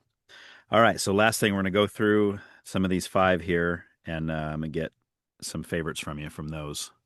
So starting with Led Zeppelin, what would be like two or three all-time favorite songs by them? Um, Let's see if you can hit my favorite one. let's see. That's hard too. It is I hard. don't think Led Zeppelin has a bad song. So, No, they don't. Gosh, that's tough. how about a favorite album by Led Zeppelin? Could you do that? Even that's hard, huh? I know. Greatest hits. Yeah, there you go. That's a cop out answer. Is that legit? Like, is Yeah. Hey, it teacher, works. is that an acceptable answer? Sure. I would say so. Um, well, Oh God. I think Ramble On is my all-time favorite Led Zeppelin song, if I had Oh to no, pick that's one. a good one too. I And like that one. my mom was the big Zeppelin fan. Oh yeah. Um, and she still is. Like, we actually we went to see like a cover band, Mm. that Hmm. actually did a really good job. Like a Led Zeppelin tribute kind of Um, band. yeah, and they were Yeah. called like Whole Lotta Lead or something. Oh, nice. Um, That's really cool. but yeah, I can't. Yeah. Um, Yeah, I mean, it's so hard for me to like. I mean, there's classics like obviously like rock and roll. right. That was one I liked as a kid. Hmm. Um, but then there's like Black Dog, an immigrant Oh, song. yeah. And a lot of people they don't even know that. Like when you want to play it on a jukebox or something, and they're like, "What is that crap?" They Yeah. only Yeah. know Stairway to Heaven, Right. and I love it. Now you go to Guitar Center, there's like a huge sign that's like no Stairway to Heaven allowed or Which is something like funny because that. that's from Wayne's World too. You remember that scene in It Wayne's is. World? It is. He like Uh-huh. doesn't he plays like one note and he's like, "Hey," points to the sign. No You know, stairway. I know a lot about Wayne's World because my oldest daughter's name is Cassandra. Oh yeah. She Nice. was named after Cassandra Oh from really? yeah. That's how she was named after, was that Tia Carrere's character? Right? Yeah, yeah. Awesome. That's pretty sad, isn't it? But I mean, I was 18 years old, so we all make Hey, our choices. that's right, man. Good stuff. Um, could you name like, well, first of all, Alice in Chains. I got more on this because that's one of my favorite bands of all time too. What would you Hmm. say is their greatest album? Let's see if you get this right. Oh, see if I get it right. Is this the part where we agree to disagree, or Probably. I well, have they two didn't favorites. really they didn't really have a lot of albums though. No, they only had three So, full lengths with Lane Staley still alive. So, um and I mean, I kind of came into the game a little bit late, hmm. if that makes sense. So, they'd probably been out as a band for I don't know, how long do you think they were like early 90s or Yeah. Well, I think Facelift, the first album was like '92. I think yeah. maybe 91, 92, some around the same time as Nevermind. I know. So, I don't know because I really liked I don't know, I think probably their last album is kind of when Okay. I came into it. Yeah. So, like Nutshell and Oh, um that's Jar of Flies. Jar of Flies, yeah. Yeah, I So, Jar of love Flies, that one. and that's probably going to be my favorite because I spent more time with it. Yes. Um but obviously, like I said, there wasn't a whole lot of albums, so it's hard to like Yeah, nail a yeah. favorite down for that. That's such a good album, Jar of Flies. A lot of people didn't like that one. I love that one. That's like up there for Yeah, me. I did too because that was my most exposure that I Yeah. had, and then I kind of went backwards, you know. Hmm. So Nice. Very nice. So you gotta give me a few songs of Sleep Token because I don't know them very well. So this is the part where sure. you give me two or three songs so I can go check them out and see if I like it. Yeah, okay. So one is Damocles, Okay. um, even in Arcadia, Hmm. and oh, what's another? Provider. I really like that one too. Okay. Epic. And same for Avett Brothers. Or is it Avett or Avett? You know, it's controversial because I've heard Oh, people say Avett, I've heard okay. Avett, and I've heard Avett. Okay. Um, I and bet they know how to say it. I bet they do. I've tried to Shazam it before to see what Shazam says. Okay. Um, so um, I and Love and You is Hmm. obviously one of my favorites. Um, the laundry room's cute, but probably, and I'm not sure if this is the name of the song, just because I Ain't No Man, I think is the name of the song. Okay. Maybe that's the lyric, but that's a fun song. And a Yeah. man sings it, but a woman could sing it too, and it has Okay. the same kind of the same meaning. Oh, really? Like lyrically? Yeah, Okay. Very cool. And lastly, Queen. You can give me a few of Queen, or is that another one that's hard like Led Zeppelin? yeah, it is. Yeah. I mean, I like Who Wants to Live Forever. Mm. It's a very long song, and it's like I said, probably goes back to like the Highlander, um, and like some maybe some funky stuff to dance to. Yeah. Yeah. I don't think anybody like would go to a club and dance to Queen these days. Well, that's not true. Some other Maybe songs. and maybe if you put like a little backbeat to it, like a Right. little turntable or something like that. But Yeah. um, and I'm not against Bohemian Rhapsody, by the way, even though it's probably the Yeah. most overplayed Right. Right. Right. Queen song of all time. Yeah. When the Muppets cover one of your songs, I'm pretty sure that's how you know it's kind of overplayed. Well, and two, you have to imagine that like everybody karaoke's to it, Oh, yeah. right? And Yeah. then they get to the they all like headbang whether they headbang or not just Yes. because it's in the Wayne's World Wayne's World. video. Yeah. Yeah. Yeah. Yep. And that's a lot of fun, but Yeah. probably another favorite, gosh, it's a toss up between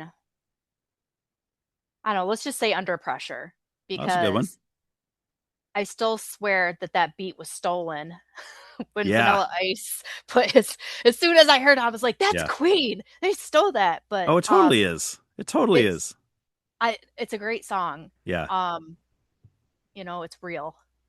Yeah. And Yeah. obviously we know the place that it came from. So Right. Right. Okay. All right. So politics, fun stuff. So, you mentioned that you are right leaning, right? Would you say you're right leaning or all the way to the right? I mean, are you like hardcore yeah, I'm over the line. over the line? Okay. Yeah. And like like I was saying when we were first introducing talking about this topic and how generally like pre-barbecue or any social function, I give my husband the speech of we don't talk about politics, religion, or because I will tell you he is very strong in his beliefs, which Okay. are not always the same as mine, although we do actually align in many of the ways. Okay. Um, so so yeah, and I struggle sometimes talking about politics because I know that what's going on out there, sometimes I want to blind myself from it, Right. when it's beyond my control to like lighten the mood, so to speak, I guess, because there's just so much negativity out there. Yeah. Um, and there's just so many pushing agendas from both sides, no matter Right. what side you're on. Yeah. Um, helps no one. Yeah, that's probably the most frustrating thing for me is that I'm at the point now where I don't know if what I'm seeing or hearing is actually true. I don't care what side it's coming from. I can't listen to far right media. I can't listen to far left media. I can't even listen to the ones that claim they're non-biased and they're just on the middle. It's like, yeah, but it seems like everybody's pushing some kind of an agenda. It's like, what happens when the news just gave you the facts and let you come to your own conclusions? And it's really, really frustrating. And I think it's just getting worse and worse and worse. Yeah. Um, And I've really got the generalization that I know what my opinion is and mhm, what my beliefs and ideals are. That's the only thing I can trust. right. If I find like-minded individuals or even the opposite-minded individuals that can debate and discuss things like Hmm. civilized human beings, that's Right. amazing. I mean, that's Right. that's what we used to do. Yeah, I know. And that's what I hope we can get back to that. And I mean, so far on this show, I haven't, I mean, I've yet to have anybody like get mad or have call and start calling names or anything like that. And I've done like 150 something of these, and I've had, I fall on the right. I tend to lean right, but I've had people on the far, I mean, as far left as you can possibly get on this show, and we get into definitely deep discussions where we are in clear disagreement, but it as of yet hasn't turned into, oh yeah, well your mom is ugly or anything like that. It's just you don't get anything like that, and that's I love that because that's exactly what I'm trying to create here is just a space where people can share ideas and talk about things without it turning into that because that gets anybody nowhere. That doesn't go anywhere. Like how's that an answer? Like I watch these debates or even just like man on the street kind of things, and somebody will say, oh well, here's why I believe what I believe about XYZ topic or whatever. And the guy's like, oh, well, F you. And then he walks down the street. It's like, oh, good. That's way to make your point, buddy. That really, fought for your side there. That really helped everybody. So it's such a juvenile way to respond to things, I think. But, Well, so your mama jokes are back in, you know that, right? yeah. Well, I hope those never go away, but when they're in the context of a political discussion, it kind of doesn't really hit. Um, would you say, like you said, you and your husband, what's your husband's name, by the way? Patrick. Patrick. That's right. I know I've seen him on Facebook and stuff, but, so you say that you guys do align on certain things, but like if I were to ask him that question, do you lean more right or left? Would he say more left? No, I don't think so. Okay. So he's right, but he's not as right as you, maybe? No, I'd say he's more right than me. Oh, he's more right. So the things Mhm. you disagree on are more like he's farther to the right than you Mhm. are. Oh, interesting. Okay. And is Michigan? I don't really know. Is Michigan red or blue or is it? Mm. It's kind of changing, right? Last I Yeah, looked. it's primarily blue, and Okay. that yeah, which leads to why we've always had an absolutely terrible governor. Yeah. Um, yeah. Who's the governor? That's not Tim Walz, right? He's Minnesota. No, it's Gretchen Whitmer right Oh, now. Gretchen Whitmer. That's right. Okay. Okay. Gotcha. Yeah, she's a favorite. I know. I'm so happy to fund her vacation. So, um, well, let's get into some of the things that you like. Give me some examples of things that cause you to answer that question and say I fall on the right more. Like, what are some issues that you would say I'm a conservative on this or I'm a Republican more on this? uh, like the idealism of like socialism, Hmm.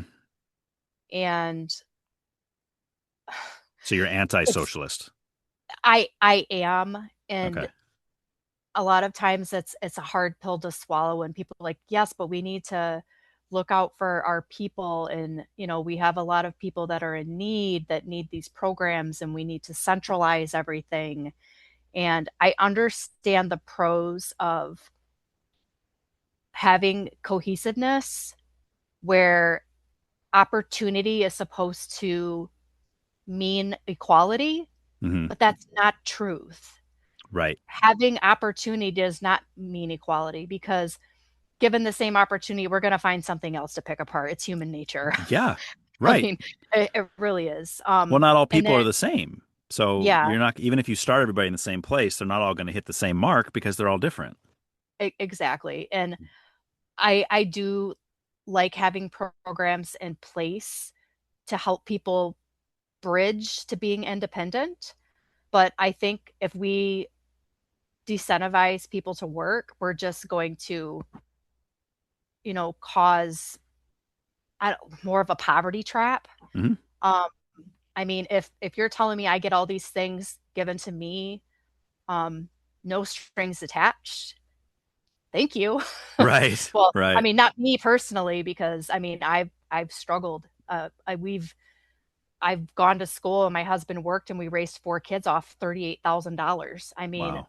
we've been there Right. with no handouts or anything like that. And I don't really think that public ownership is the way to go when we've built our country on free enterprise. And that's why people have always come here, is for Hmm. that the opportunity and the dream. Yes. Yes. Um, and having yeah, there's going to be struggles and not everybody's going to be successful at doing that. So I think socialism just really takes away what we've been founded on to begin with. Right. Um, and then obviously I'm in healthcare. So Right. um, it really leads to rationing healthcare. Look at the other countries that um, have this, government provided, centralized, healthcare with benefits, and Hmm. um, they're having increased financial constraints on their providers, Right. and Like they're Canada. having, yeah, well, for yeah, our naughty neighbors. Yeah. Um, but then you've got like your non-urgent needs and non-urgent things. Hmm. Those like wait times for services are insane. I Oh, mean, I know. Yeah. I've heard firsthand. We actually have friends that moved back to Canada for the free healthcare that's so amazing. Um, you have you're not feeling well, but you're not bleeding out, so you're going to have your scan in 6 months. Yeah. Where we know that potentially not feeling well and needing a scan, it could be something Oh, it serious. could be life or death. Um, Yeah. If you got to wait but that long. if you live 6 months to the scan, then you'll find out. So Right. just not the answer to better quality healthcare, that's for sure. Hmm. Yeah, definitely need to do something about the overall all Yeah. cost. I mean, Yeah. it's Since you're I'm on the in. inside, though, since you're kind of, I mean, I don't know how much you deal with things like insurance and stuff, but like what would you propose would be the way to fix that, right? Because like we all, I don't, wherever we live, we have some kind of issue with healthcare. There's the people like the socialists are just like it should just be free for everybody, and it's like, well, that's not going to work. And then the other side of it's like you got to pay $1,000 out of your paycheck just to knock 20% off your hospital bill or something. It's like, how is that? So I mean, like, Yeah. how do you think what would be the best way to go about that? You think? So it's so many times we've tried to do healthcare reform in so many different ways, Hmm. and I think a complete overhaul is the only way. So I'll give you an example. I'm uninsured currently until June 1st because I switched jobs and I have a waiting period in that. Right. Um, it is cheaper for me to go to the doctor not having insurance than it was when I did have insurance. Yeah. Isn't that nuts? So you're not incentivizing me to join a health plan when I could put that money in my mattress and pay out Right. of pocket. Yeah. And just to So, be clear, is that because when you go to the doctor without insurance, your doctor's office has a specific a cash correct. pay You have like a cash pay okay. where when you are going through a contracted insurance company, you have like a prearranged rate that they accept. Hmm. So even though they may accept a lower payment, you may have a deductible. So, Hmm. like most insurance companies have a high deductible plan right now. So I have to have, I don't know, $2,500 or something, um, $2,500 out of my pocket before a penny is paid towards my health insurance Yeah, isn't cost. that crazy? So for a healthy individual that doesn't have, a lot of needs, that seems Right. like such a waste until you Yeah. have something catastrophic Yeah, happen. right, exactly. Um, and then what happens to those folks generally in the past is they would end up declaring bankruptcy Yeah. because um, then you're okay. You just start over, and I know they're working with reform now to make it where those type of health debts are not putting you into bankruptcy, um, and not counting towards having that type of debt that's going to negatively impact you, because we all know, you should see all the bills that I do have. It's like, hey, you're getting $100, you're getting $100. um, just having a surgery with insurance is, like $8,000. And Yeah.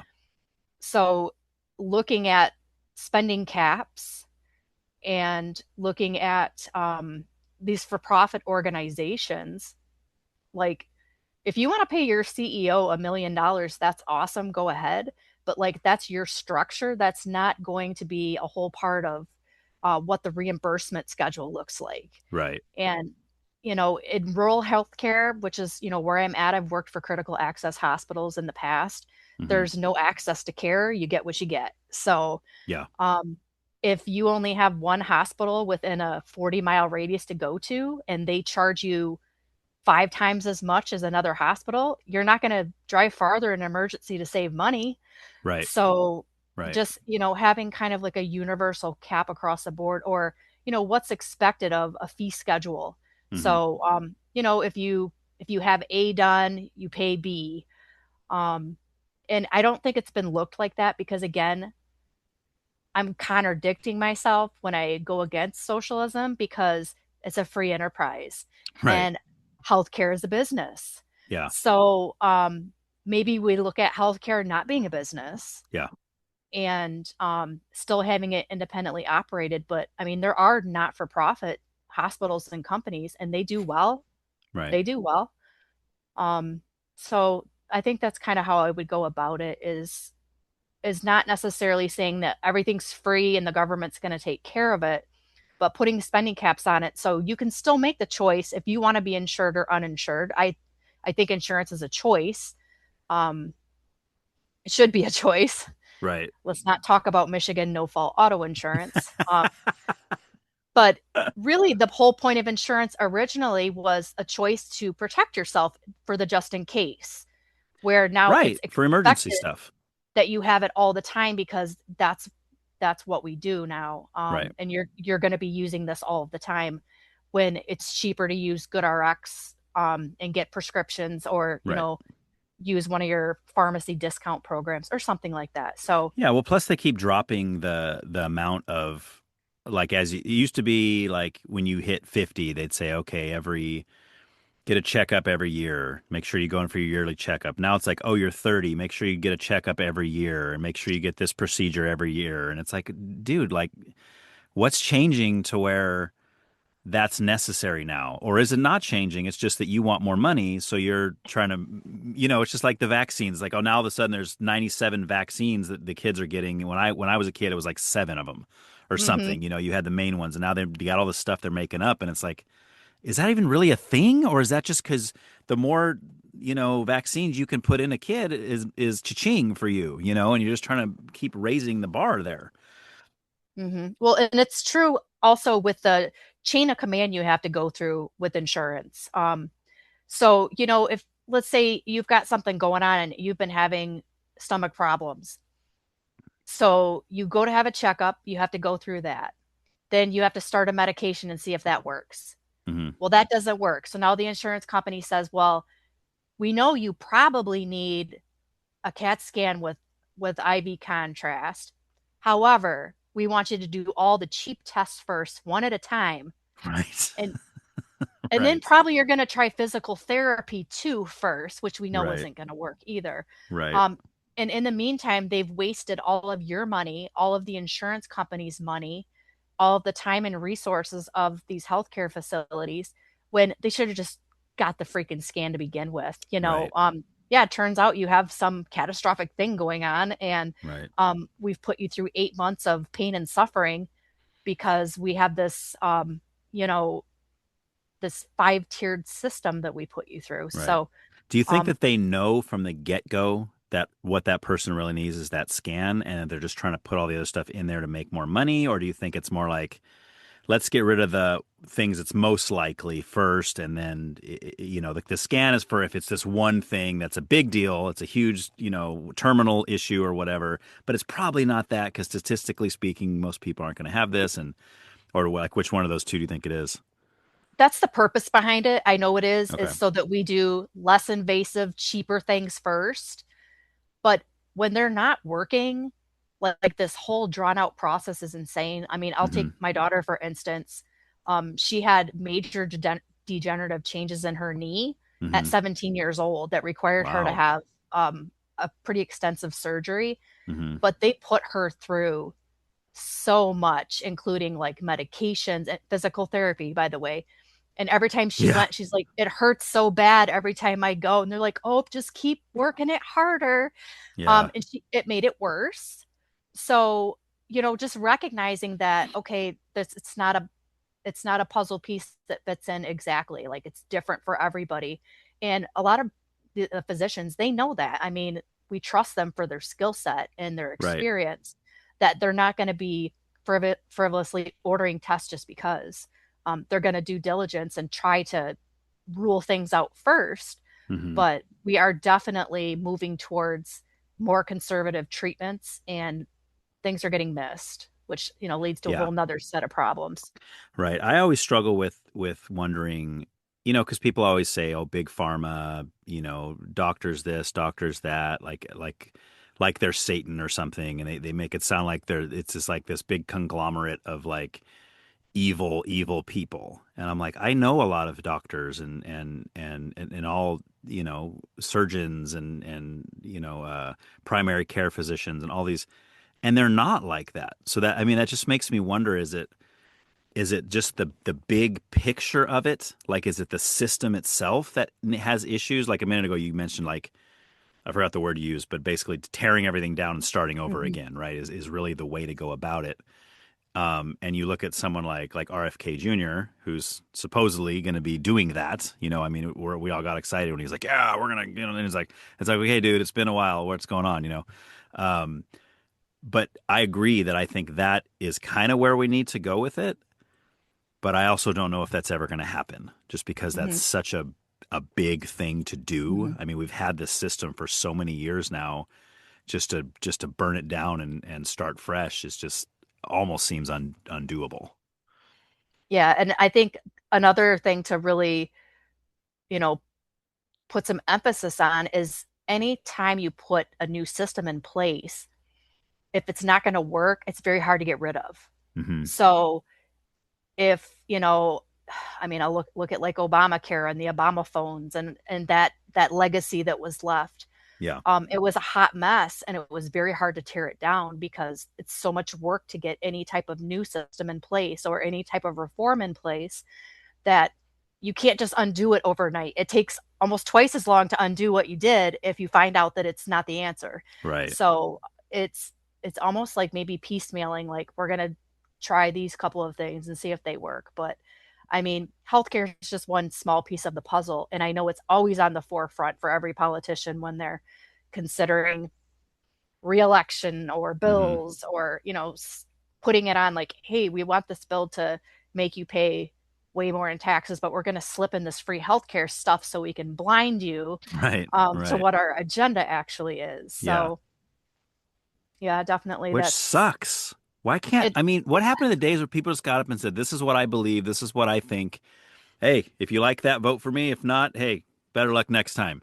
But Right. now it's always like, all right, I got to say this and this and this, even though I know I'm going to do nothing about this if I get elected, but I have to say it. That way people will vote for me. Yeah. It's just, and we still fall for it every Hmm. single year. I don't care who, right or left, doesn't matter. Every politician does this. They get the main talking points like, okay, if I'm elected, I'm going to do this and this and this and this. And everybody's like, yeah. And then he gets elected and it's like, okay, now what? Where is all this? It didn't happen. So I don't know. Yeah, no, you're absolutely right. And I mean, this goes all the way back to like our grade school days of like student council. Like, you remember Right. like voting for like your student council reps and like, yeah, we're gonna get like Pepsi in the cafeteria, and we're gonna get, Right. Right. a chocolate fountain, and yeah, Mm. Mm-hmm. yeah, I'm voting for that guy. None of that stuff happened, but we were Right. stupid kids, and now we're all stupid adults and we're still doing the same thing. Right. Well, it's funny. I don't know if you're familiar with you just reminded me of this. Adam Carolla. Do you know who Adam Hmm. Carolla is? So Hmm. he had a whole thing. I want to say this was back when maybe Trump and Kamala were running against each other, but it could have been as even far back as Trump and Biden running against each other. But he was basically saying like what you're looking at is like he's like it's like a school voting thing, election. He's like I stand up there and I'm saying, I'm voting for, elect me and we'll get, celery and carrot sticks and bottled water, you know, uh, in our cafeterias. And this other guy's over here going, no, vote for me and we'll get, you know, everything. You'll have dessert with every lunch and we'll get soda machines and we'll get all this. And the vast majority of the school is going, yeah, vote for that guy, right? Because they don't know any better and they think that sounds better. But in the long term, eating Hostess cupcakes and drinking Pepsi every day for lunch is not going to turn out well for you in the long run, right? Carrot Correct. sticks and water is going to be better for you in the long run. But it's like we have such a interesting society now where they hear these things that sound good. Oh, you vote for me, we'll give you $10,000 rebate checks. And everybody goes, yeah, I need $10,000. But they don't realize, like, yeah, but Where did what the is that money going to, come from? yes, where did it come from? What's it going to do to the economy? They don't think about that. They just think, oh, money right now, money for me, $10,000. Oh, man, I got a lot of things I could do with that $10,000. And it's all, and it's like politicians know that. They're preying on the stupidity and the immaturity of people just to be like, oh, hey, yeah, it's just like, I know. but And yeah, unfortunately, I feel like that group of the masses outnumbers when it comes to voting. I mean, well, and sometimes like the people that aren't even registered voters or deceased outnumber mm-hmm, those people too. mm-hmm, mm-hmm, Um, like for a lot of people that I know that are, you know, they research the topics at hand and the candidates and, all their constituents and they're educated yeah, and they they vote and we discuss this and then we hear of like what happened like I'll take when the President Biden for office. I don't know one person in my jurisdiction that voted for that person, and yeah. I was just like, I don't know how this happened. And well, I know how it happened, but it just leads you to believe like were there that many people led to drink the Coke and eat the Hostess cupcakes that Right, right, which we still didn't get, by the way, but right. yeah. Exactly. Yeah. So do you think you say you know how it happened? What are you alluding to there? Do you think that election was stolen or do you think that it just a lot of people voted for Biden that we didn't know um about? so I personally believe it was a mix. I Okay. think it was stolen, and I think that weak voters were targeted. So, Hmm. which I mean is genius, I suppose. That's what we always do, right? When you're on a campaign trail, you're going to go target your weak areas Right. and get the masses of people that are um they're kind of opposed or demographically they're you know underserved or misfortunate or there's going to be some way to break them, so to speak.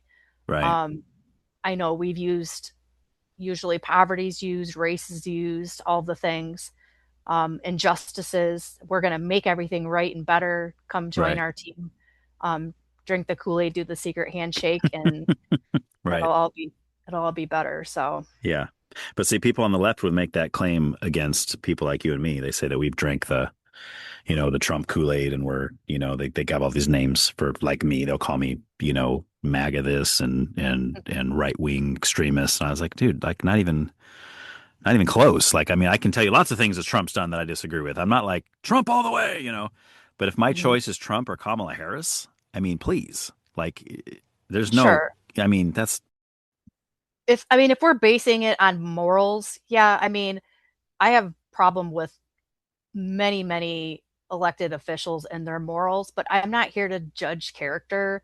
I'm here to judge leadership. And yeah, I've in my own professional life, I've had leaders that were terrible human beings, but excellent leaders, and vice versa.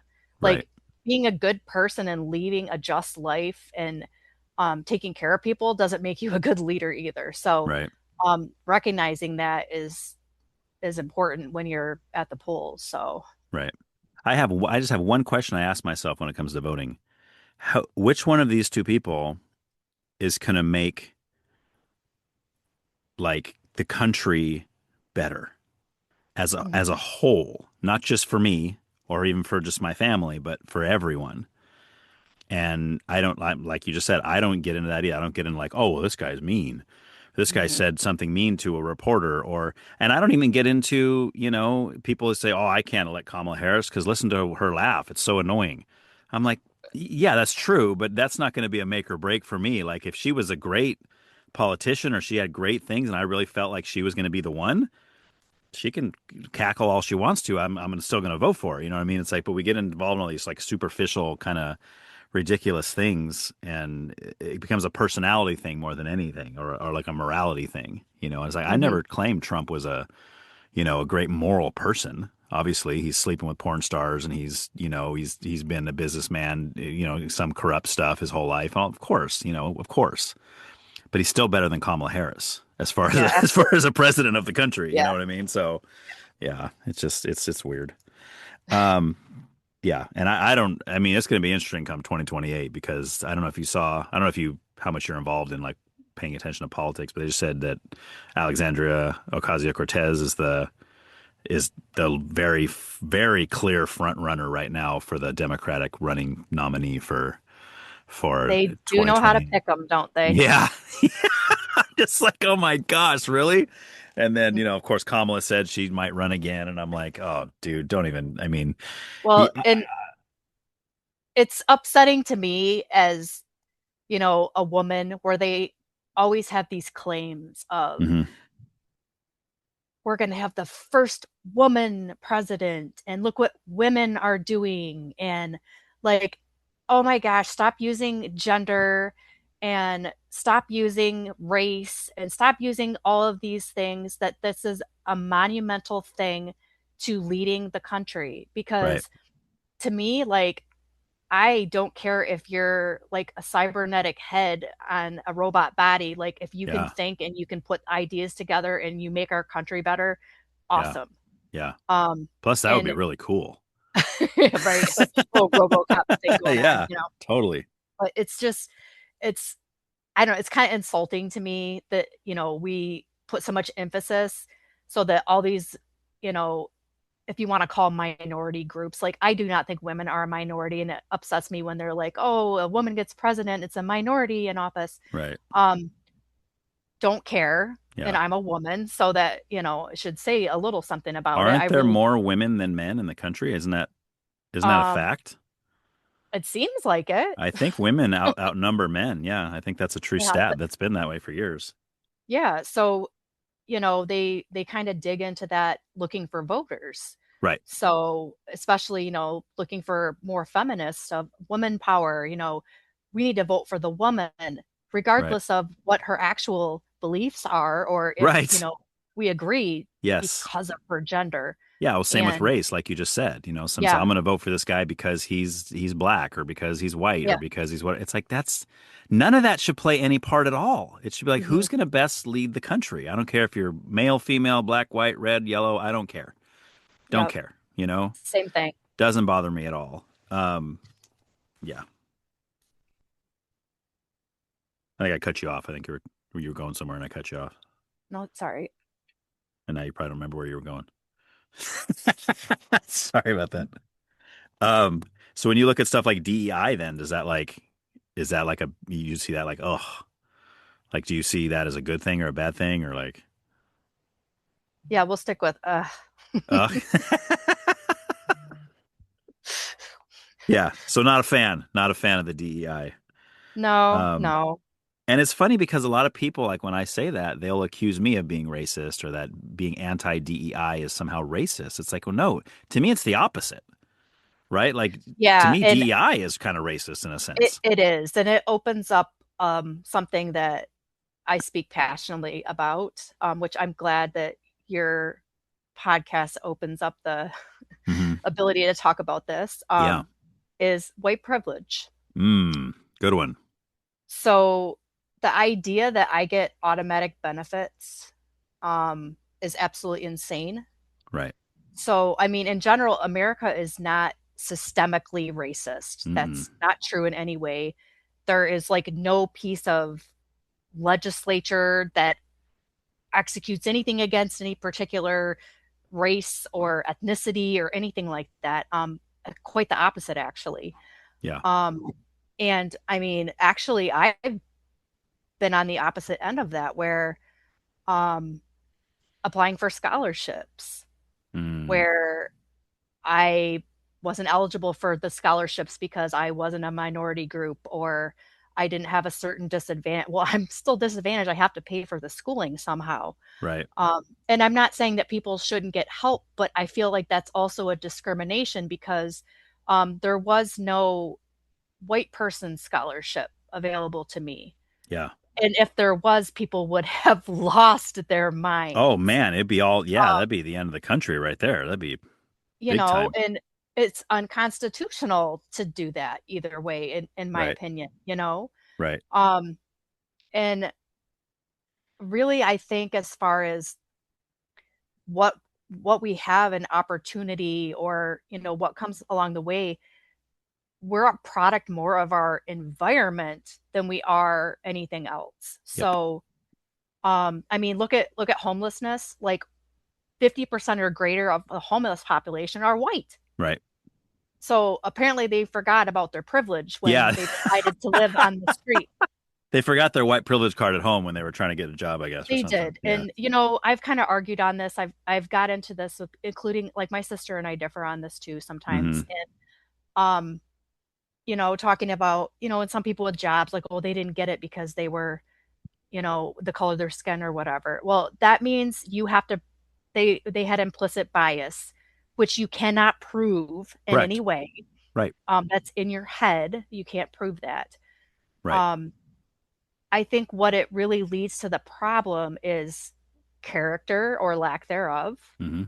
um, and responsibility and accountability. Right. So instead of, what happened to me is not my fault, where I am in my life is not my fault, um, it's your fault. Right. And Right. I I feel that, I mean, it's shameful because I would never do that to someone else. Hmm. And my gosh, I've been some real dumps in our life, down in the dumps, like really misfortunate series of events. Right. And never have I not taken accountability for how I got there.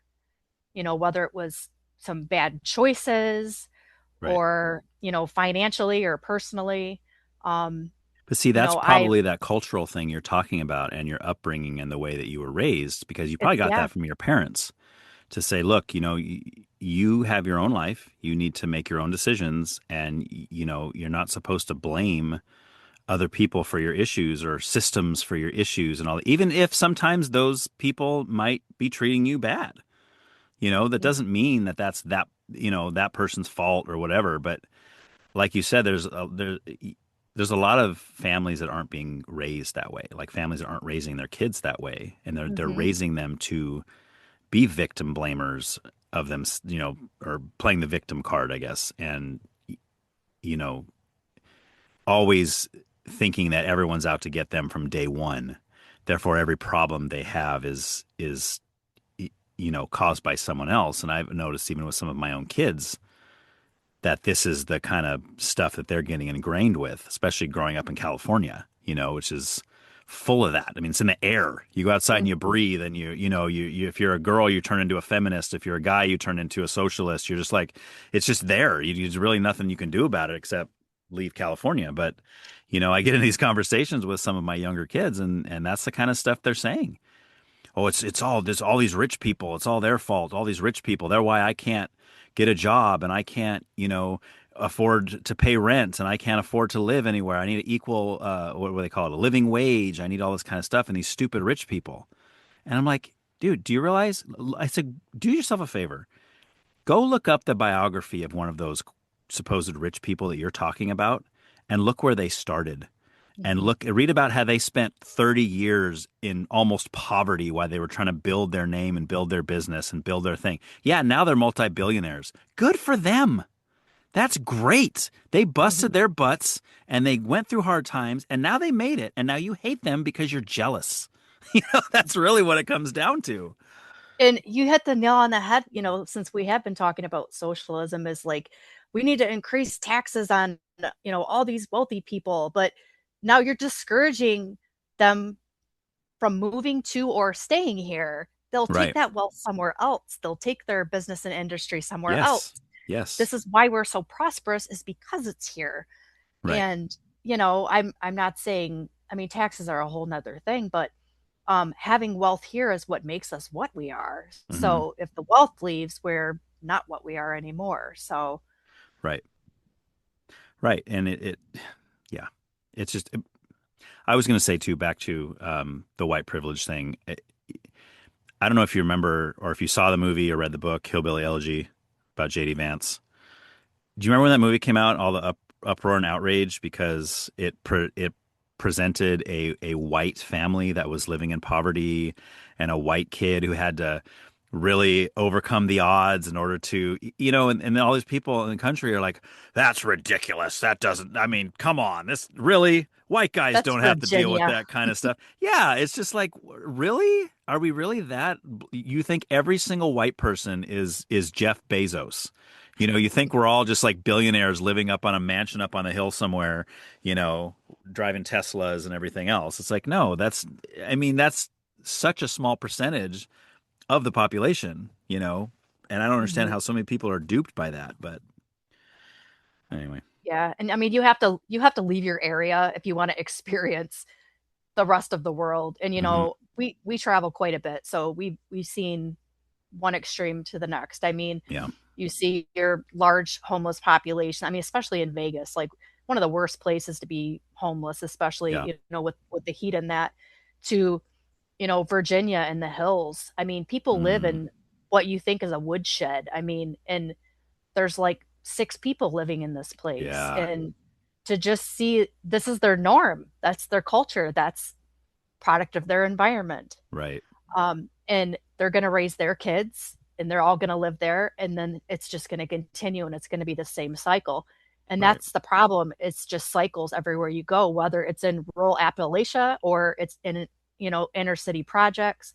hmm, It's just a cycle. And so until people decide to break it with responsibility, accountability, and building character, right, um, and nuclear families I know are getting to be less and less. I think out of all of my daughter's friends, she's like the only one that, lives in a nuclear family, right, and that's okay. right, Um, but it shows in a lot of the values and the way that, she does things. Like for instance, she can't lie. She's mm. never been good at it, and so she Love it. she she doesn't. And it's one virtue that I know I can feel proud about, Hmm. even all the times when I want to throat punch her for back talking or whatever. Yeah, I mean, come on, teenagers, right? But yep, fun times, then I have the proud moments when I know she fesses up to something or she tells on herself or right, that's that one thing. So that didn't cost me any money to put that into her. That I didn't have to have any privilege to give that to her. I didn't have to, I just had to instill values, right, and anybody can do that and it's free. yeah. So, Right, but you have to, it's almost like you mentioned a minute ago, like a never-ending cycle because you have that because you were instilled with it from your parents, who were probably instilled with it from their parents and vice versa. Or, I'm sure somewhere down the line it was just originated with those people. But it's when you say what you just said, let's say to somebody who wasn't raised the way you were raised, they're not going to understand what you're talking about. What do you mean instill right. my kid with values? Like that these are my values. These are yeah, I'm teaching them to every man for himself. You got to fight for what you got to get and you got to push everybody down to get there and screw the man kind of thing, and it's like that's what they know. Because that's Mhm. the way they've always done it, but they don't look at yeah, but like statistically what works, like nuclear family like you mentioned is like obviously there's certain groups of people that have been trying to destroy the nuclear family in this country for years and now they're starting to succeed by teaching that, you know, you know, kids don't need mom and dad. They don't need both. They don't need both aspects. And that, um, it all started with the dual income family. I mean, really, that's where it started, right? I mean, I'm not knocking that. We all have to do it. I get it. But I don't think anybody would be honest if they said, I think this is what's best for raising my family is with mom and dad gone all the time, right? Like, obviously not, but we all have to do it. Like, we can't, me and my wife, we couldn't live on one of our own incomes. There's no way. But our family suffers for it, you know? Um, so I'm always wondering, like, what would be the purpose behind them trying to destroy something like the nuclear family and trying to get rid of that something that's been such a core structure of American life since day one, because it was a core of European life. And then when everybody Mhm. came over here, started America, there you go. I mean, and even beyond that, it's not like it's a white thing. It's not a European thing. This was Right, right. even looking at, ancient cultures and stuff. It was a big deal. So, Hmm. um, Yeah. I would argue that God designed that structure for the family. But you say those kind of things now and people are like, oh, you're a misogynist and all this kind of stuff. It's like, what in the world? So, I mean, I Yeah. guess my question to you is, first of all, do you agree with me that they have been trying to destroy it? And if so, why, what do you think the reason is for that? Yeah, I'd have to agree. And I think a lot of it is because it represents stability and certainty. Hmm. And so if you take away stability and certainty, you open up the possibility to change people the way that you want them to be and to Yeah. fall into your ideals and agendas and everything like that. So Right. it's a lot easier to get people off by themselves. I kind of Mm, think of it like a haunting. yeah. You ever watch a show where the people get haunted in a house? They don't haunt the whole family. They pick them off one by one, Right. right? Right. Yeah. It's the Exactly. same kind of concept because when we're all together, and we have this bond and we have this, family unit, we're stronger together. I mean, Right. attending church or, going to functions together. Hmm. Um, but you're all off individually, and now Billy's out smoking weed behind the bleachers, Hmm. after school. Like Right. it's just that type of thing. Like you're more influenced when you don't have people with your same Yeah. values that are instilled in you. But what's the So, end goal for them though? Like, why would they want to single out people to influence them their way? Like, what are they hoping to accomplish by doing that? Like, what's their utopia in their mind? Like, if we can just destroy the nuclear family and get all these people separated, then we're going to have what exactly? You know what I mean? well, depends who the they are, I guess, Right, to begin right. with. Hmm. Um, but in Aliens. aliens, yeah. It's got to be. Now that would be for probing. Yeah, why isn't anyone getting abducted by aliens anymore? It just, Yeah, I ever know. since they released the files, it's just not Yeah. happening I think it's anymore. because they're quiet about it. They are still getting abducted, but they're like, nobody believes me anyway. So I'm just Yeah, gonna go about my that's business. crazy. Yeah. Yeah, I'm not quite sure what the end game would be. I mean, I think really ideally what it would be, the purpose is to get them on your train. So Hmm. if that train's socialism, choo choo. Mm. We got individually these people, we swayed this person, we swayed this person. I mean, even if you look at all the big giant, topics that come up, abortion and gun control, Right. LGBTQ, XYZ, Hmm. um, people that didn't feel that way before are changing their minds because they're like off on their own. Like college students, they were with their parents. Now Right. they're not with their parents, they're on their own and they're being pulled into different ideals.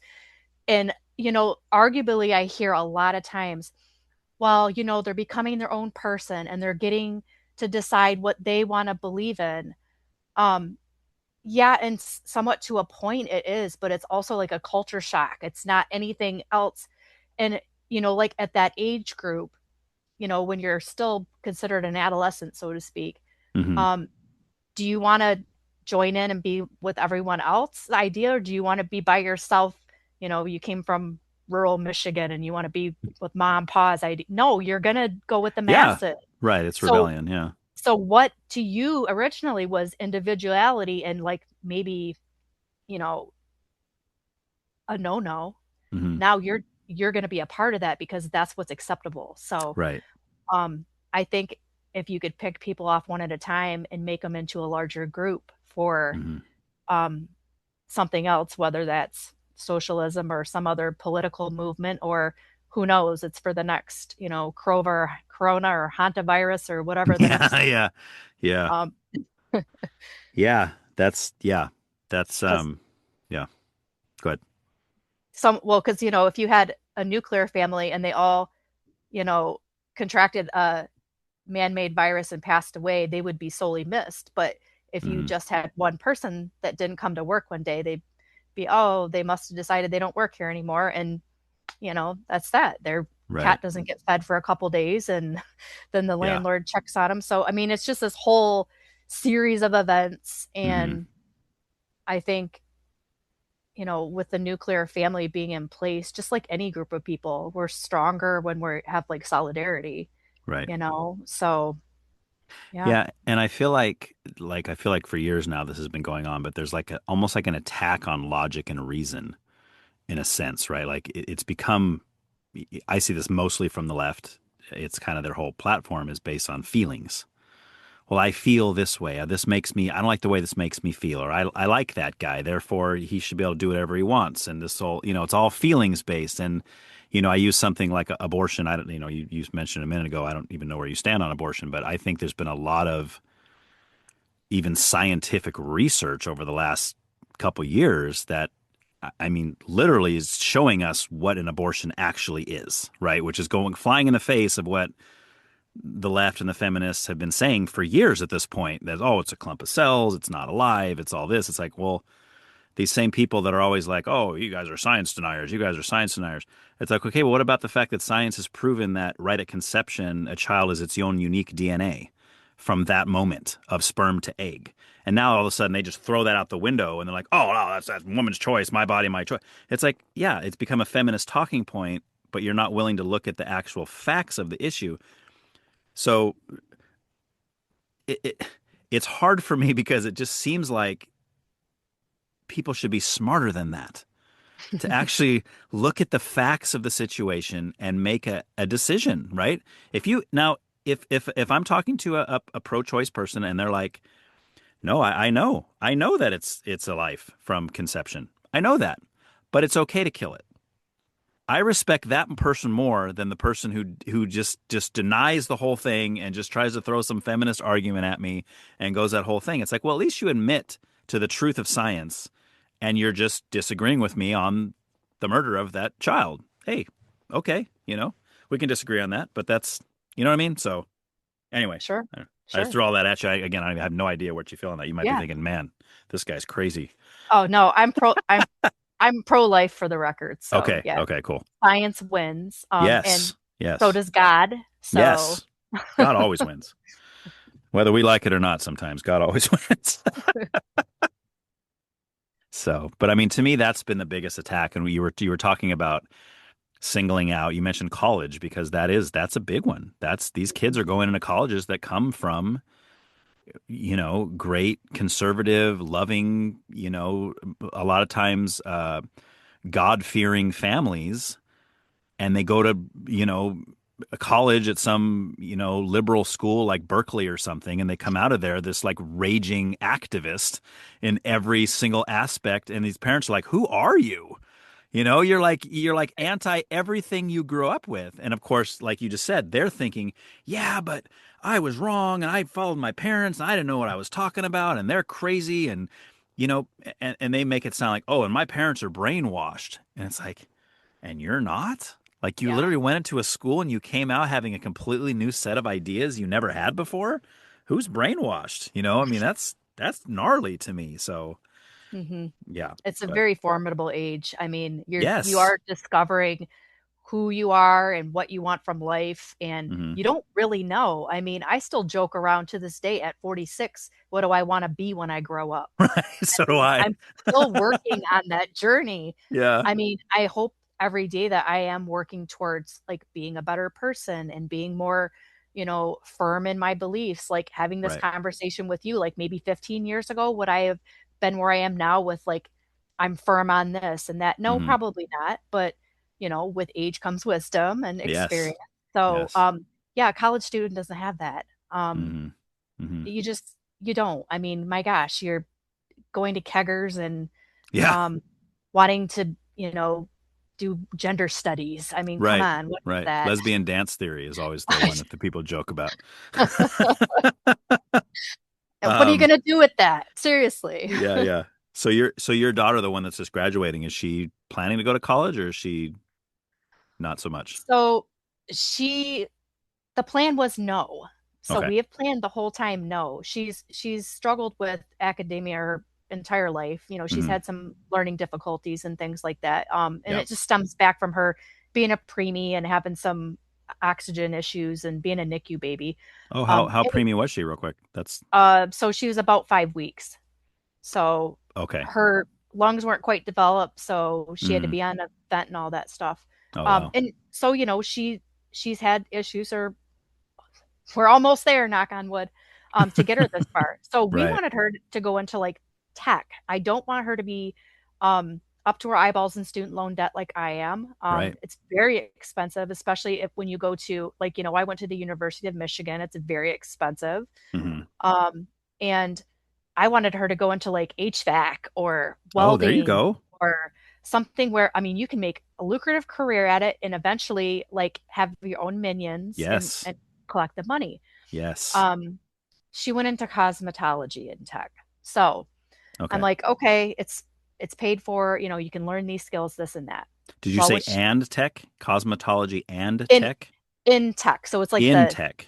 tech center that they have. She would go like half a day for the last 2 years during high school.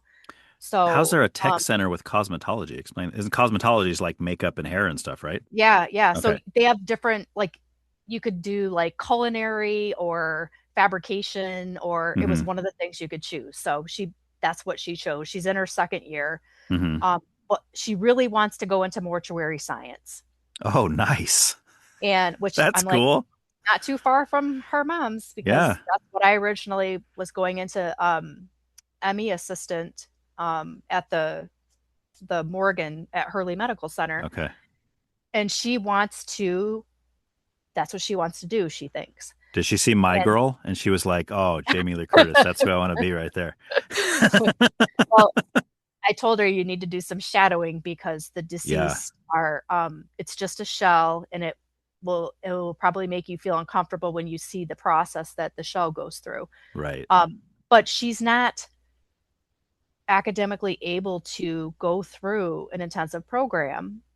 Um, and you would think they just want our money and say, sure, come on in. But Hmm. we have one school in the state, which is Wayne State University, that even has a mortuary science program, and she's not capable to even get accepted because of her grades. So Mm. I'm sure there may be other avenues, like maybe even interning, or something like that. But Yeah. um, That honestly, can't be that sought after of a job profession, right? I mean, there's got to yeah, be. I wouldn't think so. I mean, honestly, I wanted her to go into like hospitality. Hmm. Um, I being a young person and like, enjoying traveling, I'm like, take a 1 or 2 year stint for like a cruise ship or airline and like Yeah. go meet people all over the world, live on the Hmm. ship. You can't spend your money because you're on it for months, and like have the experience of world travel. And like, I wished I would have put myself through an opportunity like that when I was young, Yeah. instead of being a mom, but I never thought of things like Right. that. So just having those kind of things I put in her head, but obviously I'm going to support her on whatever choice she makes, whether it's, Yeah. good or bad. It's her choice, and be Is that supportive of really it. true, though? I mean, would you really? I mean, I'm sure there's some choices, God forbid, that she could make that you would be like, I'm not supporting that. Right. Oh, okay. Yeah, I I mean, we should always say rephrase. that I about our should re- kids, but I like, should rephrase that. Yeah. Okay. uh, Yeah. So, you just mean she doesn't have to follow what a profession you want her to follow. She right. can make her own decision. Yeah, she can Yeah. make her decision. I will help support her aspirations for her career as long as it Right. is Legal, legal. safe. Yeah, yeah, legal, safe, Yeah. moral. Right. Right. I mean, I guess some people would maybe say mortuary science isn't very moral, but Yeah. somebody has to make your loved one look Yeah, presentable. for sure. So There's nothing wrong with that. I think that'd be a neat job, actually. yeah, I so couldn't we'll do, like I mentioned, see. like earlier, like nursing or being a doctor. That's like dealing with people that are still alive and moving and feeling pain and misery and all this stuff. It's like you're gone. Like, here's a good example. When my cat brings me a dead rat or a gopher or something, right? If it's dead or a bird, it's dead. I got no problem. I'll pick it up, put it whatever I got to do. I'll pick it up with my bare hands, no problem. Piece of cake. If I go to start picking that thing up and it starts moving, forget it, man. Now it's a whole new game. It's like, okay, now I'm stuck because the thing is obviously suffering. It's going to die. I want to put it out of its misery because I feel bad for it. But then I'm scared to do that because what I do, like my cousin who lives up in Washington, he's like, oh, dude, just take this shovel and just put it on the neck and just, just real quick, just take the head off. I was like, dude, what? Like, I can't Who do are that. you? Yeah, it's like, but if it's I'm dead, I sleeping mean, with who one eye cares? open. Yeah, totally. But so I think I could do something like a mortician and be like, oh, this guy's gone. Like you said, it's just a shell. It's Yeah. an abandoned car that the person's gotten out of. Mhm. Yeah, So absolutely. yeah. So we'll see where that goes. And um, you know, we'll s- we'll see. Not quite sure, but like I said, when I was going into forensic science, I always thought that's where I was going to end up. So I would still be prouder for if she went Hmm. that way, because I've always been interested in this is going to come off wrong, murder, uh, like true crime. I Yeah. enjoy podcasts and show, and I'm true sleuth. I could tell you right at the beginning if I'm watching a special who actually did Oh, it. see, you're like Bethany. She's the same way, man. She's so Uh-huh. smart like that. Like if and she wanted to go into forensic science when she was younger. Hmm. She But the totally could thing get it. that irritates me is people are so bad at murder.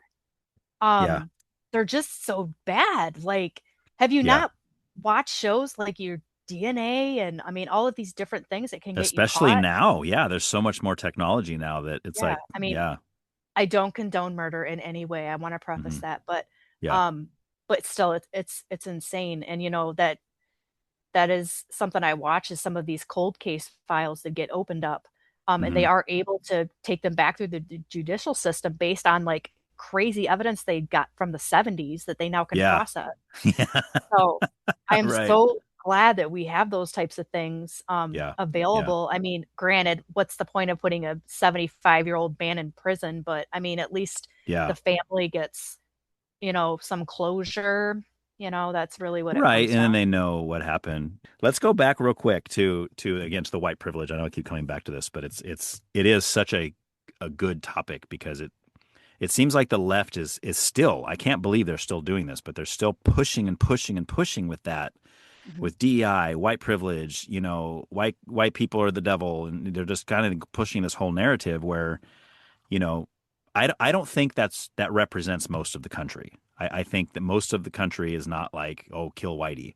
I don't think so. And just like I don't think most of the country is like, lynch black people or whatever. Like they try to make it sound like. Like I agree with you that systemic racism to me is no longer a thing in the country. There are still racist people. There always will be racist Oh, people. I think sure, there's for sure. far less racist people now than there used to be back in the 40s and the 50s, obviously, you know. But to say it's systemic is like, well, no, like what, like some Charlie Kirk always used to say, he says, what can I do as a white guy that you can't do as a black guy in the country Hmm. right now? And there's Yeah. usually never a response to that, right? Unless it's something like, well, I can't go into a liquor store without getting looked at funny. But see, like you said, how can you prove something like that? That could just be in the person's head. They might go into that liquor store assuming, watch, when I walk in here, everybody's going to look at me, right? They're Hmm. already assuming it. They're looking for it. So that's a totally different thing. But anyway, all that to say, what do you think is the cause of something like a theory like white privilege? Like, why do you think that even became a talking point to begin with? Well, because we cannot have like this, I talked about like this cohesiveness earlier. Hmm. Like we have to have this idea that there's still inequality and that it's based on these, you know, old concepts. Like you have to sit in this part of the bus and you can't drink out of this fountain. There's Hmm. no new modern day things to equate that to besides, well, you get beat if you're a certain color skin, or Right. you get this job because of, certain color skin. Hmm. Um, like, but you can't prove that because that person was a criminal and that person had a lot of experience and their resume was phenomenal and they interviewed well. I mean, it's Right. all it's all about perception. So if we can have your perception that there's these inequalities, Hmm. if we can get you to change your, mind and be on our view for that, we can do it on anything. So if we're divided, I mean, there's benefits to that for the left, in my opinion. Hmm. Um, they're going to be able to get a candidate in there that is probably going to run us into the ground, like other candidates that have been in office before, and they're solely going to get elected because they fit the bill of um, not having white privilege and being of a minority group. I mean, Right. probably being a being a black woman would just like hit the nail on the head for them. I Right. mean, But you they got tried that. you got both groups covered, Right. but they just didn't have the right one. That's what, Right. Right. Um, They picked the worst politician in American history. yeah. I mean, it, there's a habit of doing that, Yeah. but Which I'm um, fine with on the right because that just means we got an easy win. You yeah, know, for you, sure. But we you, have to keep the groups separated because if they start getting too close together, they're going to find out that there's two sides to the story, right. Right. we don't want them to know that, so let's keep them separated. Yeah. And I feel like something like DEI is like the opposite of that, right? Like the whole idea is what do they call it? Meritocracy, right? Like you want when you're hiring for a job, it shouldn't be about whether you're male or female. It shouldn't be about whether you're black or white, gay or straight. None of that stuff should matter at all. All it matters is who's going to do the job best. You got 10 candidates, you want the best candidate in that role to work for your job. And obviously, there was a time in our country where maybe a white guy or a man would get chosen over a woman simply because he was a man and somebody was sexist and they said, "Oh, I can't have a woman working here. No way. She should be at home with her shoes off in the kitchen making biscuits or something." So, and that was a thing. There was a time where that was Sure. kind of a belief, and that's wrong and that's bad. And most of us would agree with that now. But to turn it the other way with DEI and say, okay, you have to hire a certain percentage of minority groups, whether it's women, Hispanics, black people, whatever the case is. Now it's turned it and it's just doing the same thing, but the other way. Hmm. And people that are proponents of that will say, well, yeah, but it's like payback for all the times that we had. It's like, yeah, so you're saying two wrongs make a right? Like you're going to correct one wrong? Can't you just be happy that through other means and things that have happened that the vast majority of the country now would admit that, yeah, that was wrong back then for people not to hire people because they were minorities? Can't you Hmm. take that as a win? No, no, no. We got to turn it around now.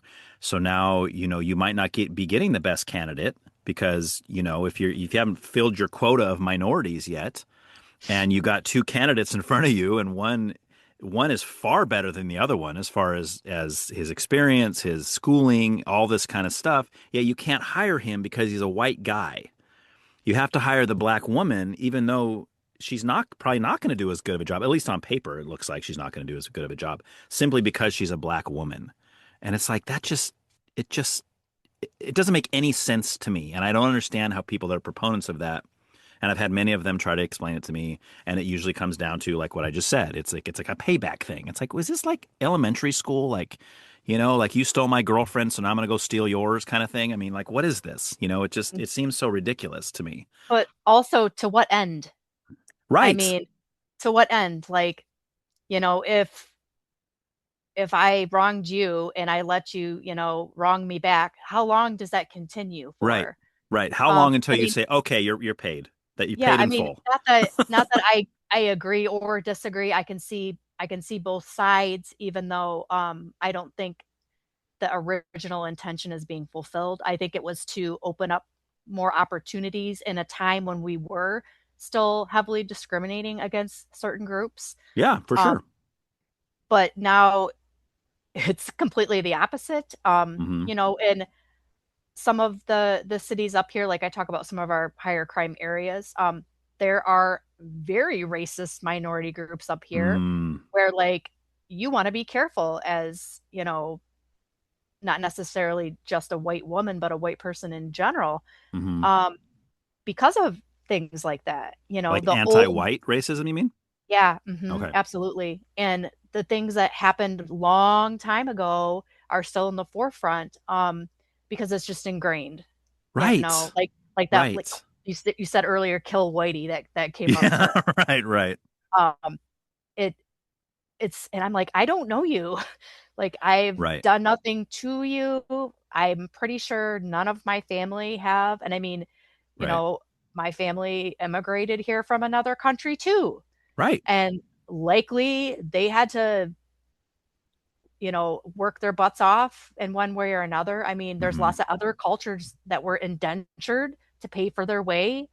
Um, living for room and board at best. I mean, I'm not saying it's the same treatment, but like all across the world, this happens. And it happens in cycles and it happens depending on who's in power and things like that. And Right. we're at a different place in the United States now where I think we can recognize we're at a pivotal turning point where we need to start making decisions on what are we willing to move forward or are we just going to be stagnant? Are we, Right. we're Right. just spinning right now. We're not resolving anything. Yeah. Well, it's like you just remind me like the idea of what they call colorblind, right? Like it seemed like a big group was like, you know what? Why don't we? In fact, even Morgan Freeman said this in an interview years ago, right? You see that? Like years ago, he was asked about this, and he was like, he said, I don't want you to look at me as Morgan Freeman, the black man. You know what I mean? Like I want you to look at me as Morgan Freeman, the actor, the philanthropist, my friend, maybe if you're my dad, my grandpa, whatever, right? And I think that's great. But there's certain people that if I say that to, they're like, "Oh, you're just going to ignore that I'm black. You're just not going to you're not going to pay attention to the fact that I'm a minority. Why would you want me to pay attention to that? Like why does that matter? It doesn't mean that I'm saying we should erase your entire culture and make it sound like, well, no. You got to get rid of all the things that your culture and what you brought up in and all that. No, I'm just saying I want everybody to view each other on the soul of that person, on the inner person who they are. You're a nice person or you're a jerk, right? Yeah, I right. want to hang out with nice people, not jerks. And that, to me, in my life, that can be any number of different ethnicities and genders and Sure everything can. else, right? Like I know white guys that are jerks and white guys that are great. I know black guys that are jerks and black guys that are great. I know some Hmm. women I want to be around all the time, and some women, when I see them coming, I walk the other way because I do not want to be around them. And it has nothing to do with their gender or their race. Nothing. It has to do with Yeah. their personality and who they are. So I think we should get back to that and just, live like that. But, Yeah. No, I agree. well, Need some forward progress. yes, yes. And maybe AOC is going to do it for us in 2028. See. Yeah. um, so, all right, cool. Last one is spirituality. So I can get you to kind of break down some of your thoughts on that. You said you grew up Christian, and when you Yeah. say So Christian, Protestant, Catholic, which side of that? so I grew up, I always ask my mom, I'm like, what were we? Hmm. So the church that I was raised in was RLDS. And people Hmm. always say, oh, the Mormons. So it was the reorganized Church of Jesus Christ of Latter-day Saints, which in Right. retrospect was probably an offset of a cult-like church. Well, That's not it's what it was. That's not so what the it was. LDS and the RLDS was Latter-day Saints, So the so it has to be RLDS, connected. they split off. Yeah, they Okay. split Okay. off. But apparently they'd still use like the teachings of Joseph Smith and things like that. So I mean, now Okay. that I'm an adult, and my mom and I have briefly talked about how we see some of the cult like things, but our family was heavily involved. My granny was ordained, and I mean, we were all part of the church. And Hmm. um, you know, as as I was getting older and attending. I tried to find, I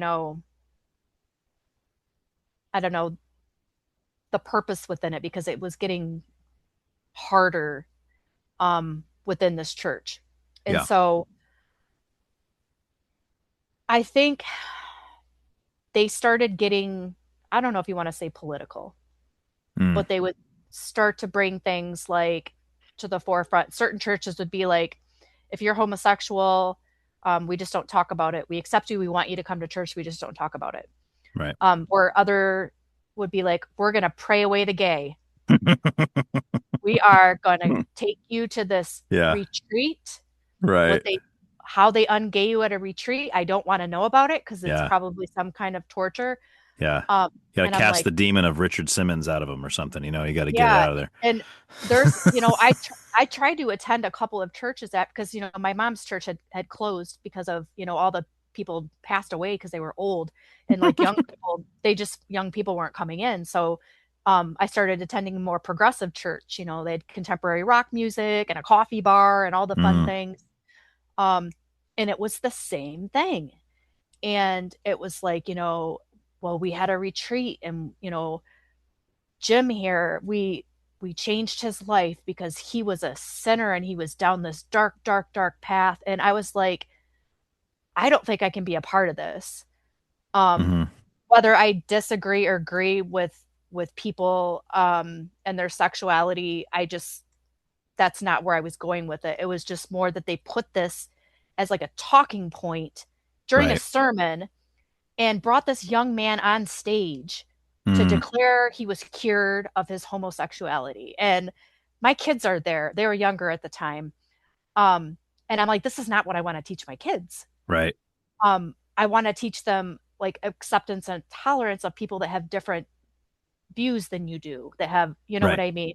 Because Sure. to me, it's a lot of things are views. Like, besides being transgender, I don't think that's a view, but, um, Well, it is a you view. know, so yeah, it's a view. So really, like, I started stepping away from these, like, I want to call them like cult like beliefs Hmm. where we really started like highly structured religion was so hypocritical at that point Yeah. where we're like, oh, be Christ-like and accepting and, give to the less fortunate, but like, but hold on a second. Hold on. Okay.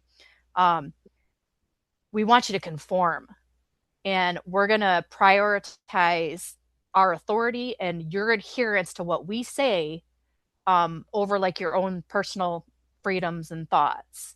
Yeah. And that totally like contradicted everything I ever knew about what God wants for us. Hmm. Like free will is such a larger part of what leads us on what way we take, our path or whatever you want to say. I hear people use that term a lot.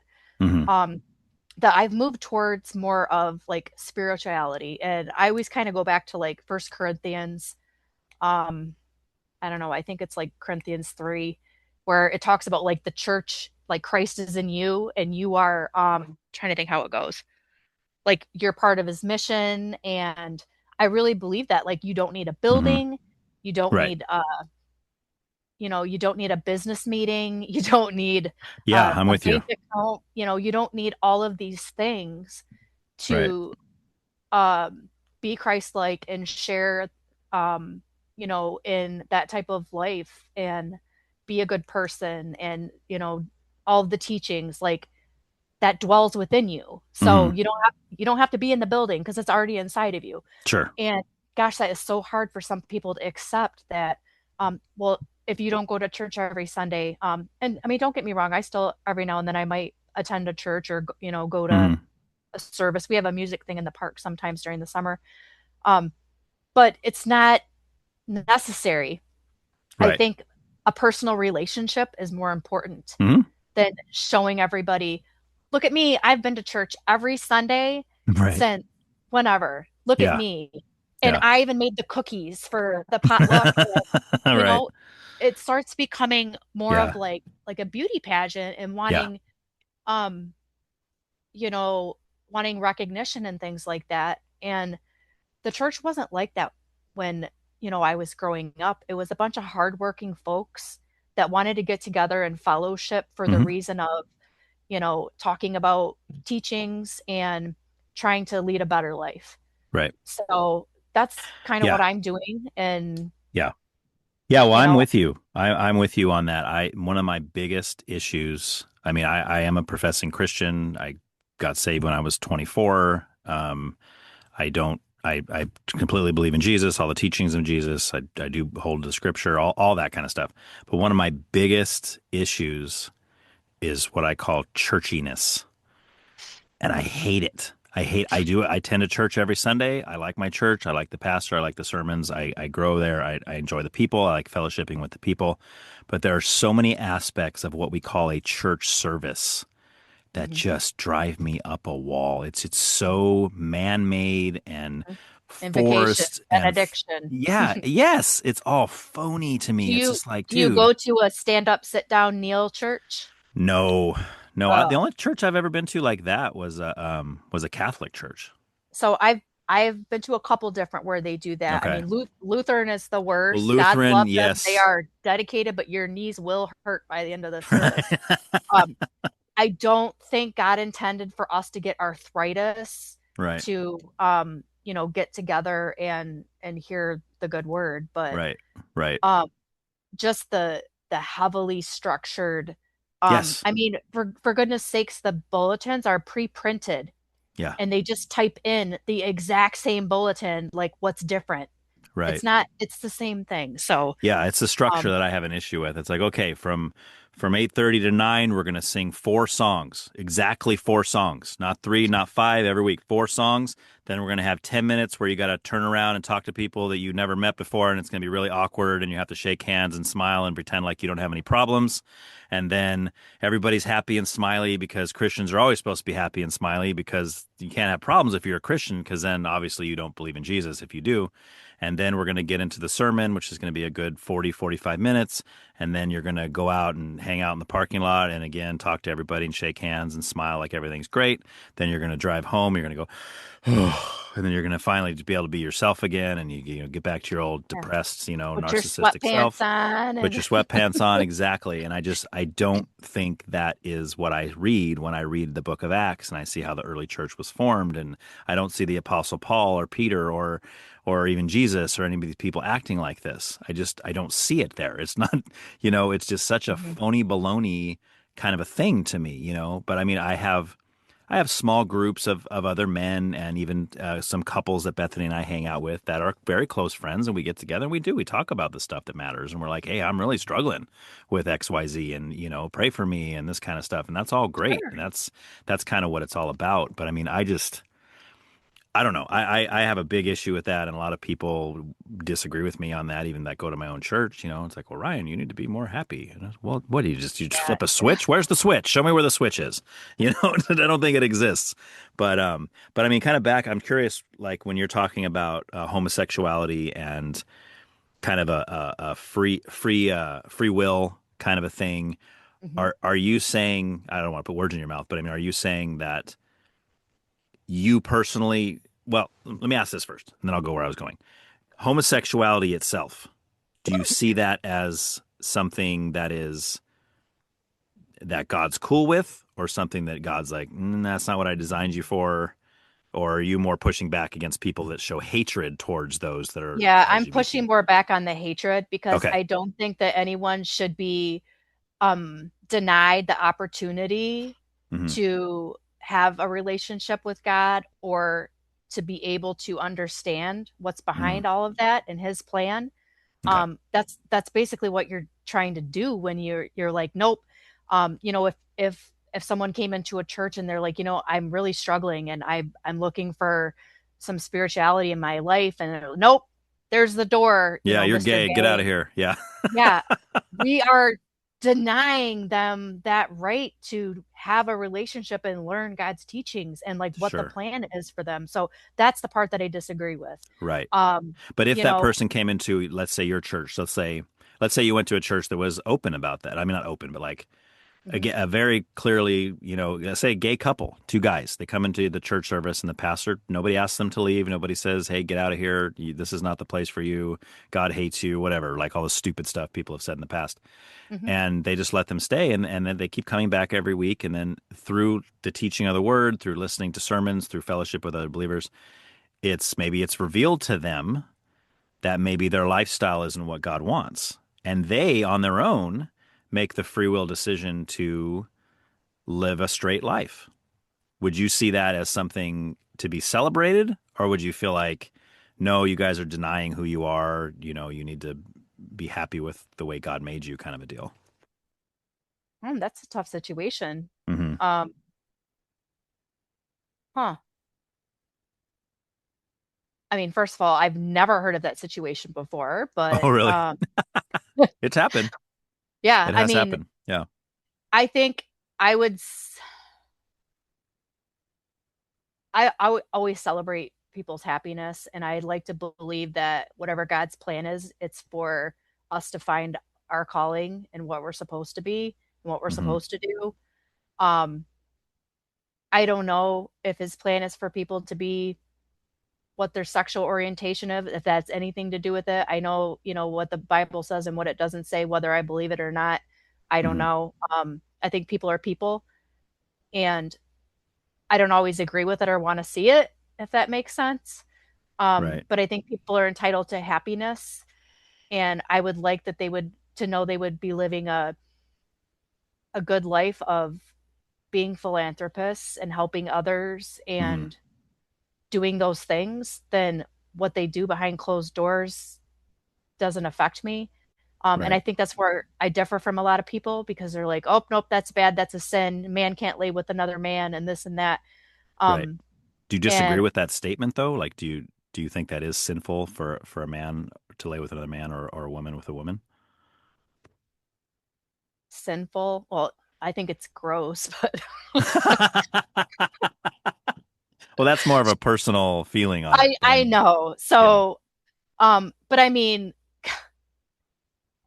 there's a lot of things that I do that are probably considered a sin Sure. too. I guess what So, I'm wondering, like, is do you think, like, when God looks down on, let's say, two men that are married, that are in a homosexual relationship, and do you think he is happy about that? Do you think he says, "Oh, I'm so glad that they're happy together because my whole goal is happiness," or do you think he's like, "That's not the way I designed it"? I mean, no different than somebody who he sees lying. Like you just said, you have your own sins you deal with, and right, if somebody right. if he sees you lying, he's not sitting there going, "Man, I'm so glad she's lying right now. This is great. This is exactly what I Yeah. want her to be doing." So maybe not pleased.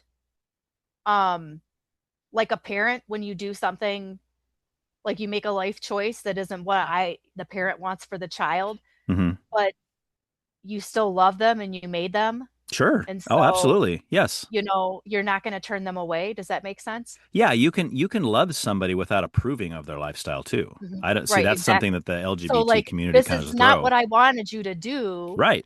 Um, Yes. you made a choice that, isn't what I wanted you to Right. do. Right. And yeah, I'd have to agree with that. So Yeah, I if don't we're think calling that God. if we're Yeah. calling that a sin, then for Right. sure. Right. And I don't think God's ever going to stop loving somebody. I don't care what your sin is. I don't think God will stop loving Jeffrey Dahmer, or seriously, I mean, some of these people that are the farthest into sin you can imagine, and I'm one of the people that would even say, I mean, to me, the worst person on the planet is someone that abuses children. And Mhm. I can even look at somebody that's a child rapist or somebody that's like terrible. And I would think to myself, God still loves that guy.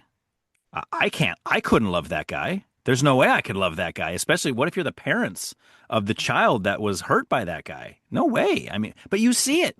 I've seen it, courtroom scenes where the dad of a daughter who was raped and murdered by some guy, he forgives him right there in the courtroom. And I'm going, oh my gosh, that's a kind of love I can't even fathom, Mhm. because I would want to jump over the table and just torture that guy beyond belief. I wouldn't even want to kill him quick. I'd want to make sure he hurt for months. You know what I mean? Like that'd be the true evil of me coming out. But yeah, you do that to a little Yeah. kid. To me, that's hardcore. But I mean, it's not to me. I'm not. It's not so much about love, because I would agree. Like yes, love. God is love. God loves everybody, but that doesn't mean He loves everything we do.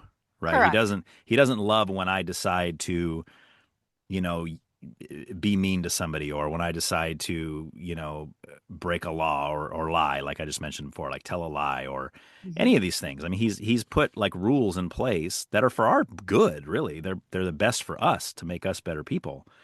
Um, so yeah, to me, it's not about a love thing, you know. But do you think that, like you talked about, like celebrate our happiness, or you mentioned happiness a few times. Um, but when you look at something like Christianity, or all of the different sects of Christianity, or even other religions like, you know, Buddhism, Hinduism, Islam, these kind of things, do you think that Christianity, or really Jesus, is the only way of salvation? Or do you think he's one of many roads that leads to heaven? I mean, do you even believe in heaven and hell? I mean, I guess I just asked you 47 questions all in a row I know. there. Go to pick Slow whichever down one you want there, to answer champ. first. Yeah, Yeah. sorry. I was on a rampage there. So I struggle with believing that there are multiple groups of people from all over the world Hmm. believing in different religions and deities and things, and that only because I'm a Christian is my group going to ascend.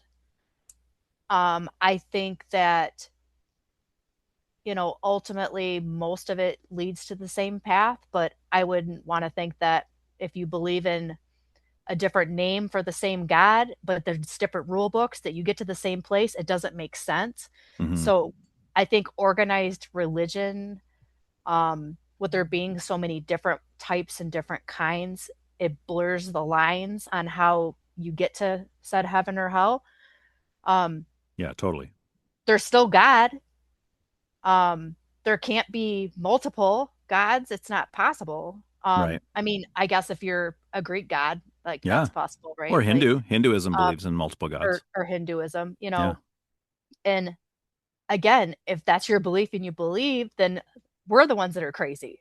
Right. So, Right. um, I think whatever you do, you live your life to full, you have your God, and whether it's a real God or a not a real God, I mean, studies always prove people that have a high spirituality and a personal relationship with God, no matter what their religion is, they have a higher quality of life. And I Right. think that's like the bigger picture is no Yeah. matter what, what or who you worship. There Right. are some weird religions out there, like, and Yeah. some homemade up ones and things like that. Yeah, for But sure. they think theirs is the best. Hmm. So they Yeah. look at me and they're like, "You're crazy because my religion's the best, and you're not doing what I'm telling you should do. You're not gonna, go to heaven." So, Right. I mean, some of them don't even have heaven. So, Right. um, yeah, I struggle with that. Like, how can there be so many different religions if there's one God? Um, it's kind of like how can Santa Claus get to all those houses in one night? Yeah. Oh, now you're Like, getting controversial now. like, but you knew he could, right? You Yes, knew he right. could. He did it So, because my presents were there every morning on Christmas. So I don't understand, and seeing is believing, and that's why Right. miracles are so important Hmm. because to people that are struggling and failing with faith, Yep. it reignites that spark. Yeah. So, Yeah. Do you personally though believe in a heaven and a hell? I don't know if I believe in hell. I Okay. think ceasing to exist is hell in itself. I do believe in ascension and that there is a heaven. It's, like a higher plane, not a physical realm.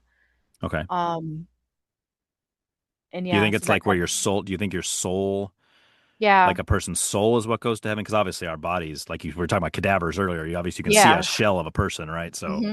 okay. Oh yeah, for sure. And I mean, we're energy, and like that Hmm. energy gets expended, which to me is like the weight of a soul, right? So Right. it's that's the part you take with you because it's got all the experience and lessons learned and emotions and everything. Um, and that's what goes on to a better place. Okay. Okay. So okay. All right, two questions. The first one is, if you believe like in an ascension or a heaven, and so who would you say goes there? Do you say everybody goes there, or are you saying that people that don't go there are the ones that you say will kind of just cease to exist, like their souls just basically die, basically like their soul just evaporates and they're no more. Hmm. So who goes Yeah. to heaven then? Like who how do they get there? So that's a tricky situation because, I also went through, baptism, confirmation, and all that. And I was Hmm. always raised that, you go through these steps and that's how you get to heaven. Right. Um, I think accepting God in your life at any point in your life, Hmm. um, does that mean you murdered someone and on your deathbed that you say you accept the Lord and now you're good to go? Yeah. I don't think that's our choice to make. So that's I can't answer that because Right. that's God's choice to Yeah. make. I Would think you think it was a ultimately bad? Would you be angry though, like if that happened, like if some like crazy killer child rapist like on his deathbed became a believer and went to heaven? Would that bother you? it would bother me Yeah, me because too. living life is very hard to try Right. to be a good person, and Hmm. sometimes we fail at it and then we shame ourselves and try to get Right. back on track, and this person just breezed through as a total jerk the whole time. Right. Yeah, I would struggle with it. Yeah. And so I would like to believe that that person would be denied, but ultimately, God is our final, judge and jury Sure. and makes the Yeah. the final choice. So, So like, but like an atheist, do you think an atheist, someone who said their whole life they said there is no God, God doesn't exist, it's all naturalism, it's everything else, and they died, you think they would be one of those people that would just kind of just cease to exist? There's no heaven for them? yeah, I'm on the fence with that because my husband's agnostic. So, Okay. we've talked about this and I've asked him if he would be willing to be open to um accepting that there is more and that God loves you and that you accept that, everything that's happened was part of his plan and things like that. And some Hmm. days I think I've almost got him. I'm not trying to like, and Yeah. that's probably my life goal. Is just, to have kind of these debates and things like that. So, Sure. and I think he went to like when he was younger, I think they went to church and stuff like that. Hmm. I'm not sure. I think they were Protestant or something like that. But Okay. um, you know, I never tried to convert him. He's been to church with me. When Michaela had her baby blessing, he was there for that. And, Hmm. I've taken him to church functions and things like that. Um, but again, I think about that where if he stays with this belief and something happens, like, will he just cease to exist because that's what I believe? Or maybe Right. I'm wrong. Right. maybe I'm wrong and you just get judged no matter what.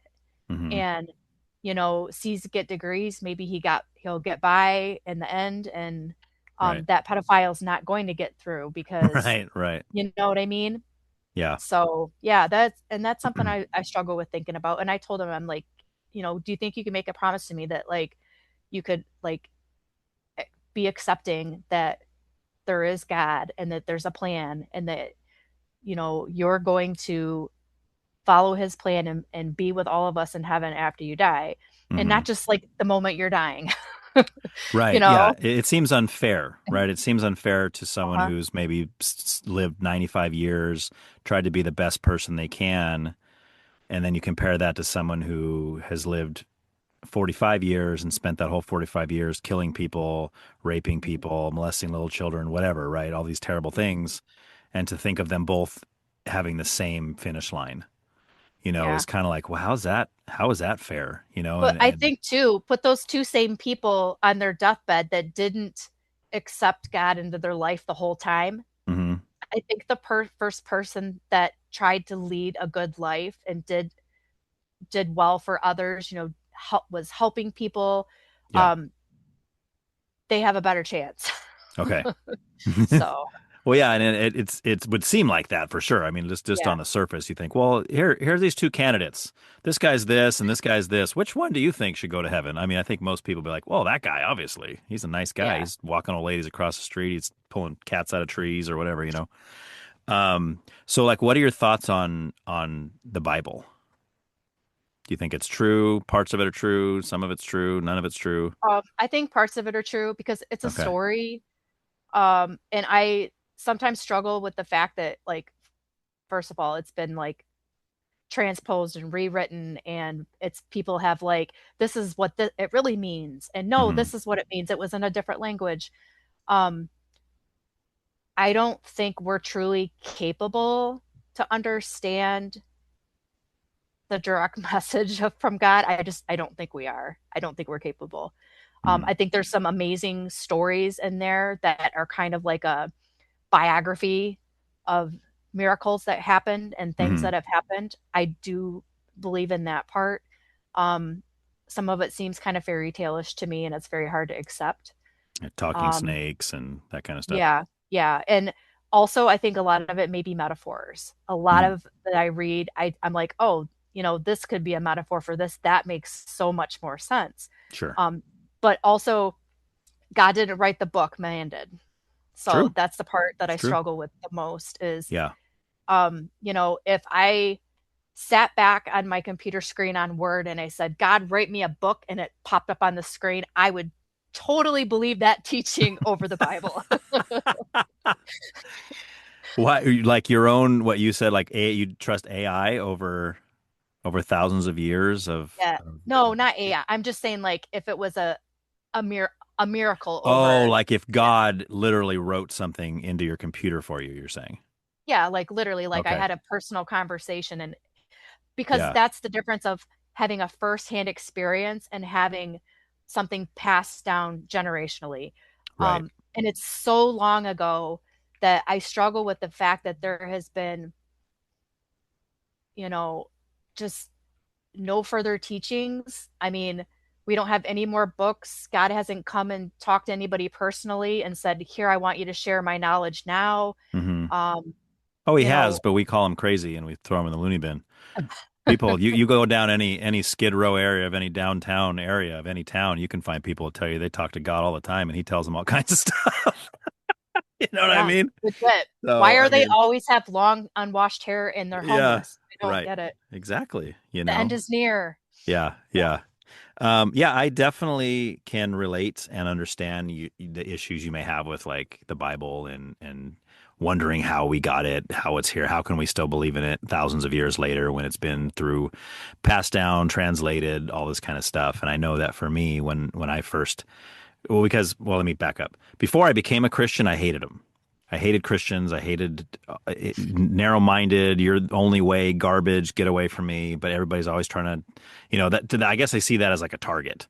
Oh, this guy hates Christians. Let's go talk to him. Let's go turn him True. Christian. Challenge accepted. Right. Exactly. So, but over time, I kind of had my own encounter, I guess, with the Lord, and I ended up becoming what I hated. Right. It was just kind of a weird experience. People say, "Oh, you're a Christian now?" Well, yeah, I don't know. But one of my first things I used to struggle with, and I think this is because it carried over from my struggles before I was a Christian, is that, well, how do you know this book is even trustworthy? How can you guys are basing everything that you believe on what this book says. How do you even know, right? So it eventually kind of pushed me into a place where I went down a few years of just really studying and trying to answer the question you're basically kind of posing right now, is like, well, how do we know? How do we know that, first of all, that God even used these men to write this book? How do we even know that what these men wrote 2,000 years ago is still accurate as we read it in whatever translation of it we have? And that led me into, like you mentioned, like different languages, right? That led me into like Greek and Hebrew and some of the early languages that the Bible was written in. Because I got to the point like I don't care what Pastor Bob at my church says this scripture means. Like I want to know like what did it, like when Paul wrote it down in whatever 55 A.D. or whatever. Like what did he mean? I want to know what he meant. I don't want to know what Right. Pastor Bob is telling me he meant. I want to know what he actually meant. So that kind of led me to all that. And that was a long process. And if anything, for me, that solidified my belief that it was trustworthy because we literally have, I mean, with the exception of some of the more like liberal translations that we have now where they try to make it like hip, like and Jesus said, "Hey, dude, what are you doing over there?" With stuff like that. It's like, come on, this is ridiculous. But I mean, most of the major English translations are pretty. I mean, they're accurate to the point that you can trust them as you read them. Obviously, there's little textual criticism you can make here and there, but none of it is so vast that it's like, oh wow, one of these says that this is okay and the other one says it's not, or it's never anything that major. So all that to say, the part in the Bible that is kind of brought up a lot because it's a big deal because if it's true, it changes everything. If it's not true, then who cares? But there's a spot where Jesus says, I'm sure you've heard this verse, where Jesus says, "I am the way and the truth and the life. No man comes to the Father but through me," right? Which is basically him making the claim that without me, you you cannot have eternal life. Without me, you cannot go to heaven. You cannot be saved, to use a kind of a Christianese term. And anybody that doesn't believe and receive Jesus as their savior is destined for hell, and that's harsh, right? That's a really harsh thing to grapple with. But the question is whether it's true or not, right? That's really what matters. Because if it's true, it doesn't matter if I think it sounds unfair or mean or any of that. It doesn't make any difference because what's true is true, right? So do you think that verse where he says that, do you think that's accurate, or do you think that maybe, I mean, I guess there's a few different ways you can go with it. Either he didn't actually say that, or he said something similar and they wrote it down wrong, or the people that wrote the Bible were like, "Hey, let's make it sound like we got the inside track on this. We're Christianity all the way. Everyone else is doomed, but let's make this a good." So I mean, like, kind of, what are your thoughts on that? Yeah. So one thing is like, was it present tense? So, like I am the truth, the way, the light, all that. And that, Hmm. yeah, follow me so that I can get you, Hmm. I can get you there. What about now? He hasn't come back. So how do we get there if we don't have him physically here? It's Hmm. it's kind of like the analogy in that because to me, Jesus is reincarnation of God in the flesh. It's his son. It's a piece of him. Yeah. It's his um so essentially to me they're interchangeable, which people struggle with that. And I'm like, it's the physical being and it's the immortal, almighty. So I Yeah. think it Oh, means you're the spot same on. thing. You're spot on with that. And it's a metaphor. So yeah, if you want to get to God into heaven, you have Hmm. to get through the physical. So how do we do that? Do we have to wait? Um, I struggle with that because we've had all these prophecies and we've had all of these different um, people that are like, "Oh, it's coming right here, the second coming." There all the signs are there, Hmm. and then it doesn't happen, and then it doesn't happen. So Yeah. I guess the bigger question is like that vague area in between.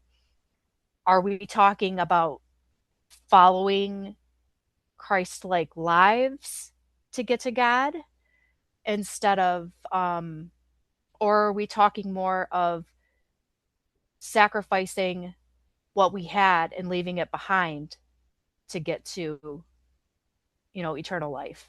I would say both. I mean, according to the Bible, I mean, it says Jesus, yeah, he was here in physical form when he made that statement I just read a minute ago, or just read off memory, that he said, and then he came to die, right? He was crucified. He died for the sins of mankind.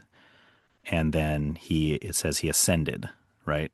And then in the book of Acts, you see in chapter 2 that he, just like he said he would, he sent the Holy Spirit, right, to indwell the believers, right? Those that repent and believe, basically, those that receive Christ as their Savior.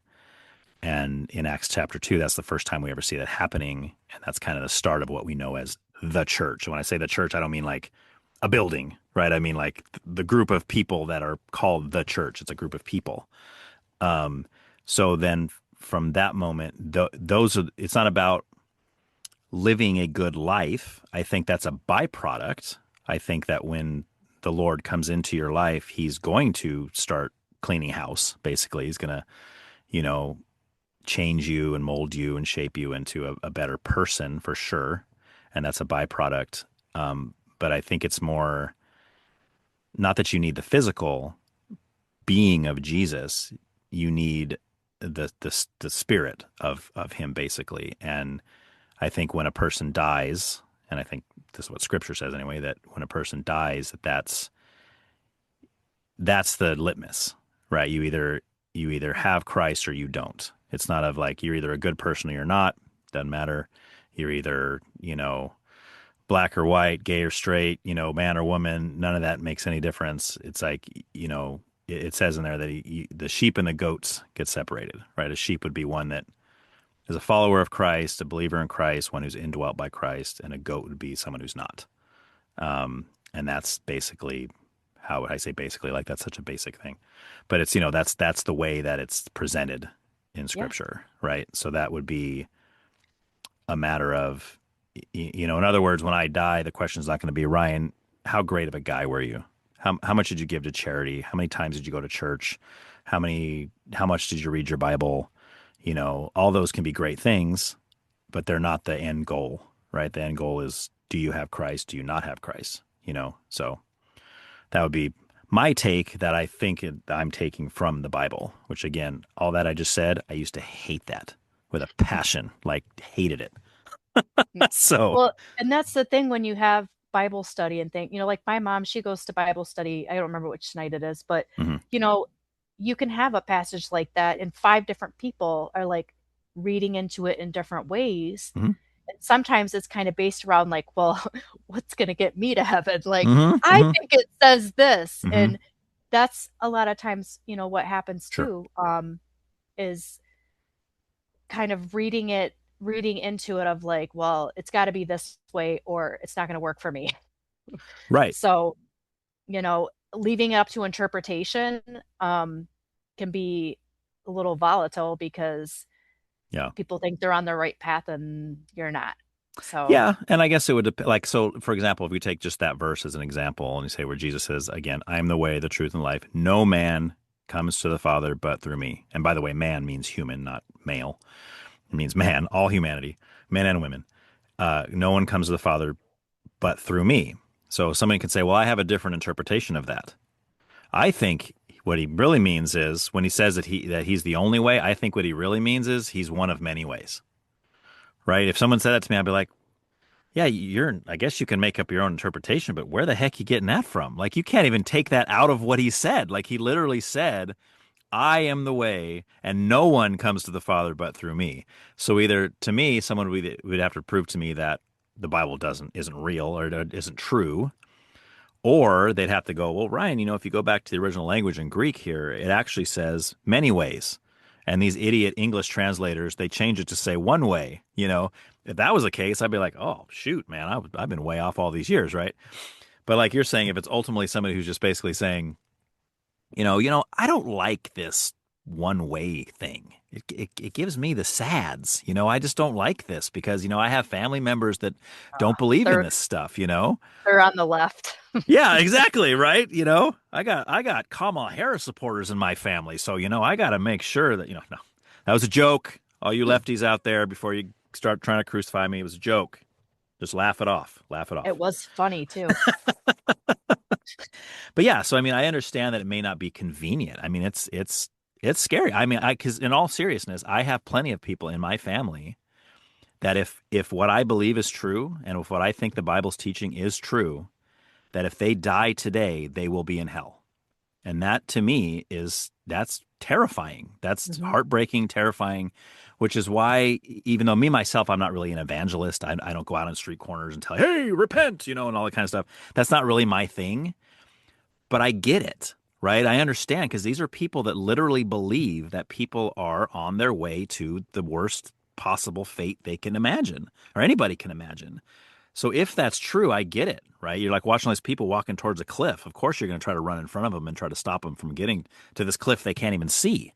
To them, it's they don't see the cliff. If they saw it, they'd stop.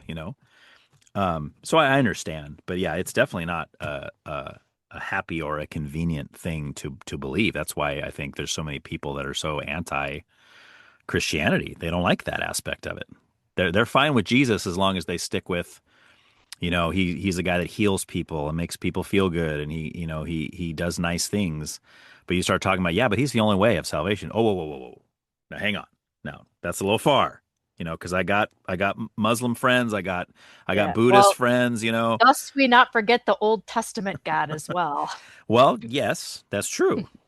That's also true. And people bring that up and they say, well, they're two different things, right? You got this God who seems full of wrath and judgment, and you got Jesus who's kind-hearted and loving, and seems like a different a contradiction. But that would be a whole other podcast to talk For about all sure. that, because Sure. that's a big topic. Um, but I think that does come out a little bit with Jesus when he's in the temple, and he says, you made my father's house a den of robbers, because they're in there like buying and Hmm. trading in the temple. And it says he made a whip and he whipped them all out of the temple. That's hardcore. That's some fiery wrath right there, coming from the peace loving Jesus, I would say. So I mean, he did get angry and he did do things like that too. So um That's the humanity side. You can't yeah, put that away. right. Oh, for sure. I do. This is going to be the last kind of thing. It doesn't really have anything to do with what we've been talking. I mean, it kind of does, but it kind of doesn't. But I'm curious about Sure. this.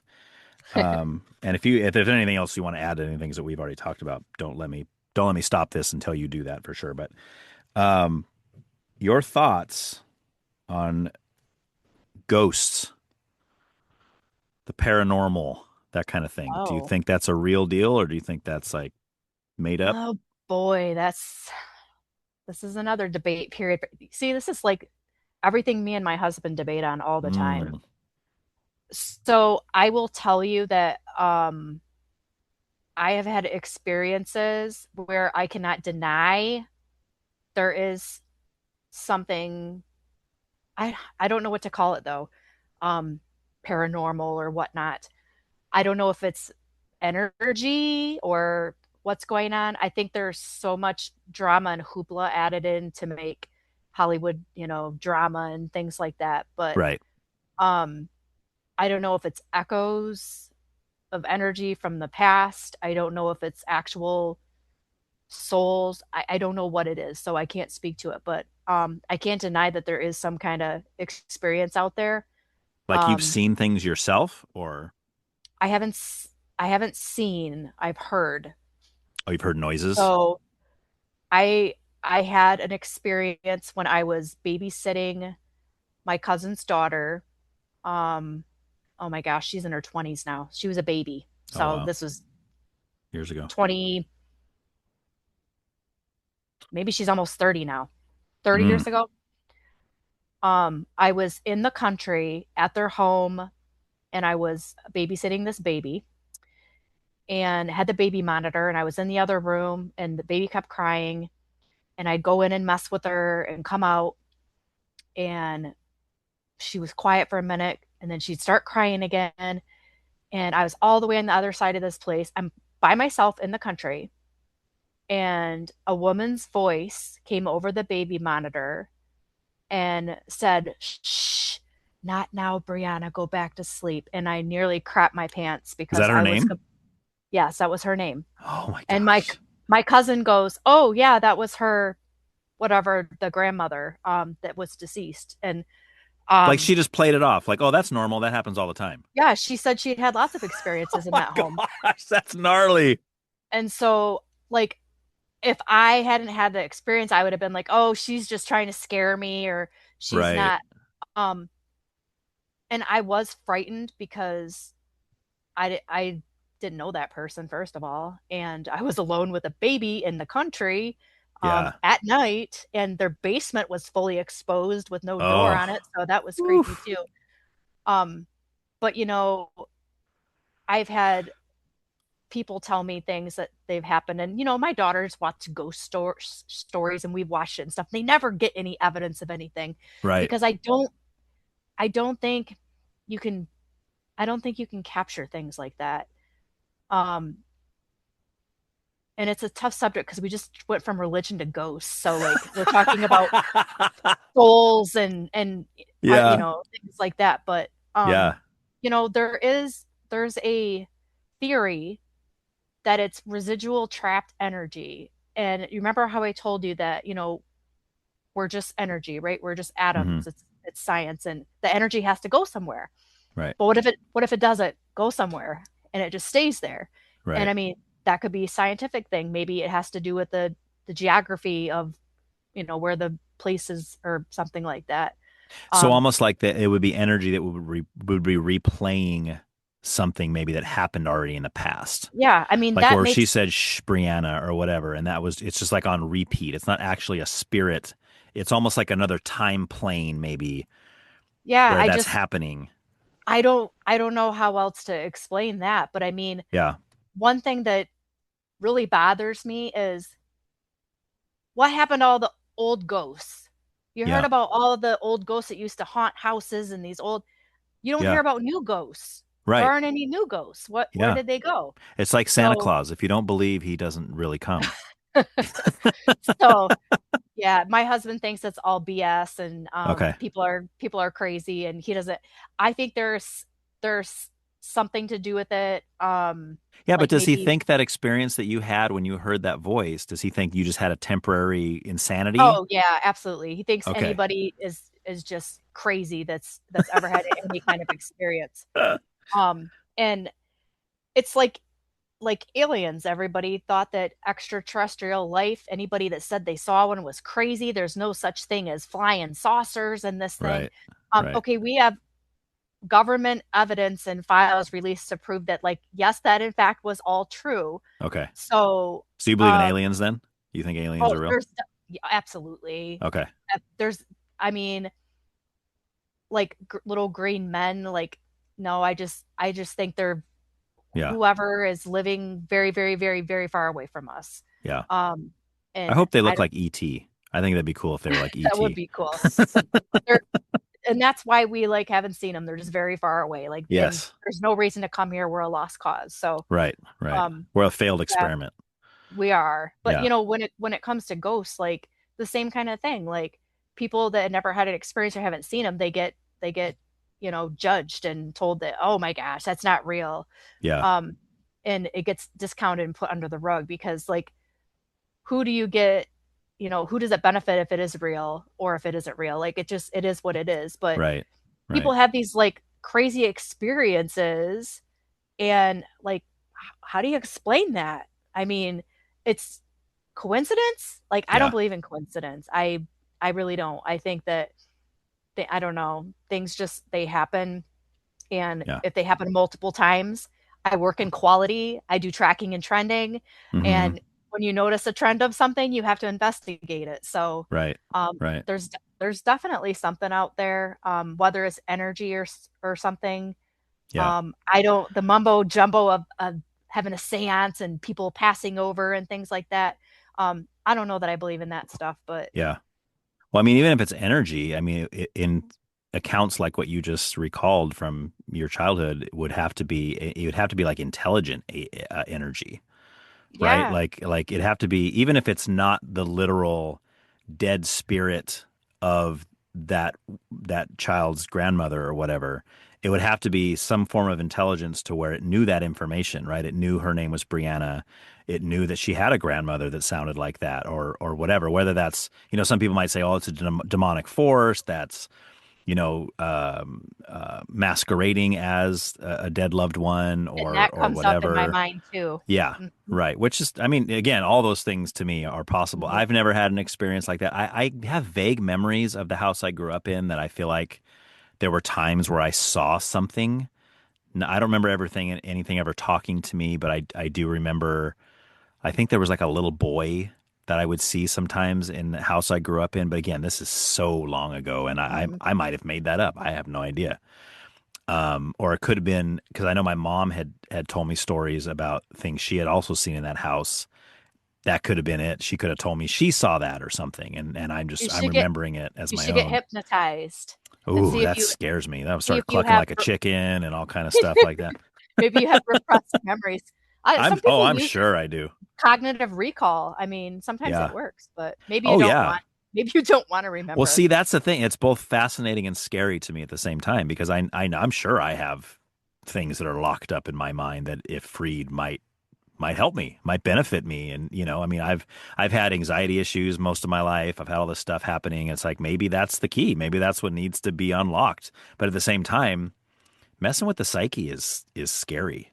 You can't Because put it back in the box. right, and if you go the wrong way with it, you might be worse off than when you had it locked away, So it's kind of like, ooh, I don't know. That's kind of a tough one, Wait Yeah. till my kids are out of the house. That way, if I go really crazy, I can just, not. Then they won't come back. So like, can't go back and live with crazy dad. Yeah, dad's a loony bin now. We don't want to go back over there. So, Oh, all right, well, geez. cool. I think that's all I got. And again, if there's anything you wanna go back to or talk about, or Yeah. Oh, we covered so much ground. we So did a lot. That was fun times. So, yeah, um, absolutely. other than that, this was a lot of fun. This was a blast. Yeah. I appreciate you coming on because this is What's 34 years between cousins, right? yeah, I mean, exactly. It's if anything, it's regret. It's make me going, man, why didn't we talk earlier or hang out or something? I mean, I should have went and visited Michigan. I've never been to Michigan. Yeah. You could take me to Detroit and show me that it's not that scary, It's not. So, But if we go anyway. to Saginaw, you got to leave the windows up and don't look out the windows. So. Oh, there you go. Kidding. Yes. Unless I have my white privilege card with me, in which case I might be able to get by. So, all right. Well, cool. Well, make sure you tell your sister and your parents I said hey, and hopefully they'll listen to this and they can. Oh yeah, they were asking me about it, so I'm like, yep, I'll let you know. Okay. Very, very cool. All right. All right. Well, we will talk to you later. Thanks again. All right. Take care. All right. Bye. Bye-bye.